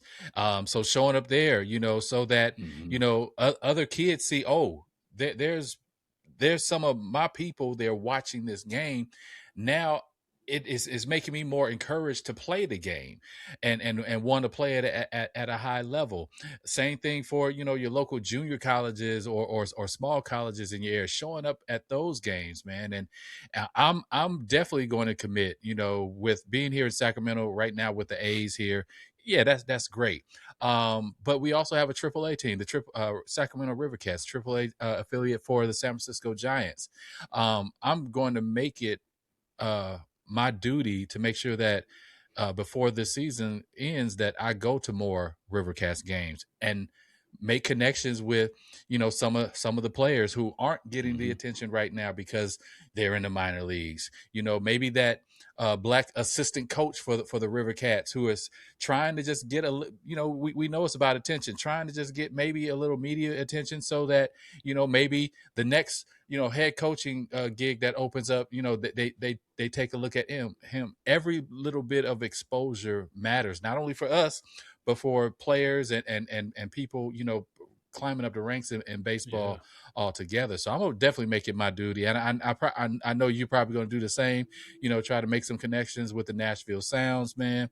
But yeah, everything that Cheat said, we could do Nashville is that a on college every town. single level, and not just Unfortunately, on the major it league has, level. there's 3 HBCUs in this town, but none of them have a baseball team, not even my alma mater, Tennessee Really? State. Huh. No, Tennessee State, my freshman year was the last year that they had a baseball program. They haven't had one since. And but there's Vanderbilt, which David Price went to Vanderbilt, Right. and a lot of major league pros came out of Vanderbilt. Some of them are still playing. And so, there's a lot of schools. I'm getting ready to go now, this weekend. I'm going to be looking at, look at these rosters, seeing how many, if they have any black players on their team, and if there are any black coaches in the area, even if they're assistant coaches.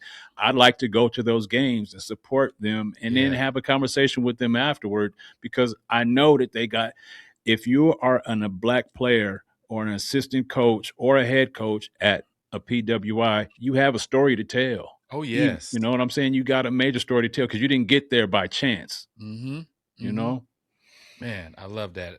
I'm just so excited, man. This has really just put fuel in the fire for me. I know, that it does, for you as well. But, before we wrap up and get out of here, man, first, I definitely want to just send a shout out to Big Jimbo 316 once again. I know that baseball cap is on the way to you. Hopefully, by the time this episode airs, you would had received it. But we just want to congratulate you once again for winning our first giveaway here at the Stolen Bases podcast, receiving the Baltimore Orioles City Edition, and also Just Being Me on TikTok for receiving the second hat giveaway that we had. We want to congratulate you both. And when we say we're gonna do something, we gonna do it. And so we're so glad to do that, man. And that was the first, but it definitely won't be the last. And so we want to make sure that all of you, please continue to tune in, subscribe, share with others, chime in, enter something in the comments, and engage with us, because we look at all the comments. We look at everybody who subscribes. We look at it. We look at it all, and we want to connect. We're building a culture. We're building a community, and most of all, we're building a squad, and you're on that squad. So make sure that you take a moment to like, subscribe, and share the Stolen Bases podcast wherever you watch it, whether it's on YouTube or wherever you listen to podcasts. We so appreciate all the love, all the support. Even if you just hit that thumbs up like button, that does a lot for us. That does so much for us, man, because I see the work that Johnny puts in, and sometimes I'm getting texts or a WhatsApp, notification, 1, 2 in the morning. So I know he putting in some work, some late nights, to make sure that, we're doing this thing not perfect. It's never going to be perfect, but it's done in excellence, bro. And that's what I take pride in, that we could have just got on Zoom and just recorded a Zoom session, and did this. But, we do it in such excellence that even though we're rookies at this thing, it still turns heads. You know what I mean? So I'm just proud of the work that we're doing. Likewise, man. I thank you. I'm glad to be on this journey with you as well. I know, like you said, we operate in the same level of excellence and output and consistency and passion with it. I'm not surprised that we were able to mesh. It seemed early on that when we started this, that every time we did another episode or had another conversation, it just confirmed more and more that we are on the right path, and made the right decisions to join partners in a partnership, in this way. And I think that it's evident by the squad who's following us up to this point. It's evident that people participated in our first giveaway. It's evident we're, 8, 9, 10 episodes in and had our first guest, and it wasn't our first guest. No disrespect to anybody, but, Cheats is not, just some dude off the street who know a little bit about baseball. You go follow Black Baseball Mixtape. He's been in the mix for a long time. He's had more conversations with CC than we have. We from Vallejo. Exactly. You know what I'm saying? Exactly. So, I'm like, man, you done talked to CC like 4 or 5 times. 4 or 5 times, for real? Man. Man, that's one of so these days, dope, bro. man. One of these days. It's gonna happen. It's gonna happen for sure, man. Hey, CC, if you watching, man, holla at us. Yeah. Man, but before we close out, man, I just want to make sure that people know that we're expanding our platform and our presence. So of course you could follow us and subscribe on YouTube or wherever you listen to podcasts, but you can also follow the Stolen Bases on Instagram at Stolen Bases Podcast.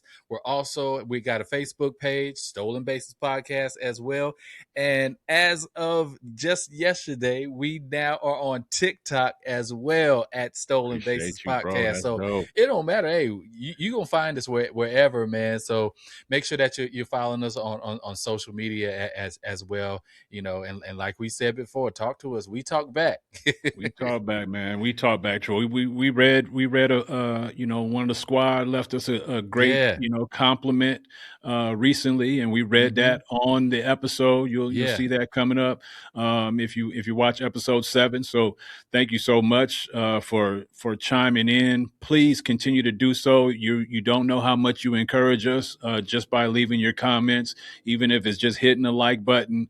That goes so far to keep a conversation about Black baseball going between Coach Trey and I. And the biggest push for us is not to build a platform for our own notoriety. Again, it's to bring back the conversations about Black baseball, to bring back the fanfare, the love of the game back to Black baseball, back to baseball, period. So man, absolutely. I'm just so excited to be on this journey with you, bro. Let's go. Now, family, as we close, this isn't like we always say, this isn't just about preserving history. It's about creating the next chapter. And so I want to say that we appreciate Cheats for joining us today and everything that he's doing to elevate Black baseball. Bro, salute to you again for what you're doing. And if you enjoyed this conversation, make sure that you subscribe and share this episode and help us grow this community, grow the squad. But until next time, we're going to keep these stories alive. We're going to keep the culture strong. And remember, as always, we're still in more than bases. We're reclaiming history. Now, Johnny, tell them where we're from. Shout out to the baseball factory. That is Vallejo, California. One love to the V. Peace. Yeah. From the sandlots to the spotlight. From the Negro leagues to the big leagues. This ain't just baseball. It's history. It's culture. It's a stolen basis. Yeah. Safe at first. Safe at second. History sliding at third. Now we headed home. Safe at first. Safe at second. History sliding at third. Now we headed home. Back when the game said no, we built our own lane. Packed out the ballpark, sunshine and rain. Saturday doubleheaders, whole family deep. Legends in the making while the world was asleep. Businesses booming, owners making plays. Culture in the stands, everybody getting paid. Not just a game, it was pride on display. Every crack of the bat said, we gon' find a way. Now I'm looking at the diamond thinking where to go. Used to be the neighborhood, now the kids don't know. That's why we grab the mic and tell the stories untold, cause the roots run deep and the history go. They stole the bases, but they couldn't steal the game. Couldn't steal the hustle, couldn't steal the name. From the dirt on our cleats to the stars in the sky. Black baseball legacy, never let it die. They stole the bases, but they couldn't steal the dream. Now we telling every story that they left unseen. Round the diamond, round the world, let the truth be known. Welcome to Stolen Bases. Yeah, we bringing it home. Safe at first, safe at second. History slide in the third. Now we headed home. Yeah, safe at first, safe at second. History slide in the third. Now we headed home. Now the game's changed. Travel ball costs a grip. Some kids got the talent, but can't afford the trip. Fields in the suburbs, dreams on the shelf. Too many young stars gotta figure it out themselves. But I remember Griffey swinging smooth as jazz. Every kid in the neighborhood wanted that swag. From the backyard fences to the city park lights, we was calling our shots on those summer night flights. See, there's more than statistics, more than wins and losses, more than Hall of Fame speeches and championship bosses. It's about fathers and sons, coaches and friends, and the love for the game that never truly ends. So we dig through the archives, bring the truth to the mic, give flowers to the legends every time we recite. Cause the future gets stronger when it knows where it started. And black baseball story is far from departed. They stole the bases, but they couldn't steal the game. Couldn't steal the hustle, couldn't steal the name. From the dirt on our cleats to the stars in the sky. Black baseball legacy, never let it die. They stole the bases, but they couldn't steal the dream. Now we telling every story that they left unseen. Round the diamond, round the world, let the truth be known. Welcome to Stolen Bases. Yeah, we bringing it home. Safe at first, safe at second. History slide in the third. Now we headed home. Safe at first, safe at second. History slide in the third. Now we headed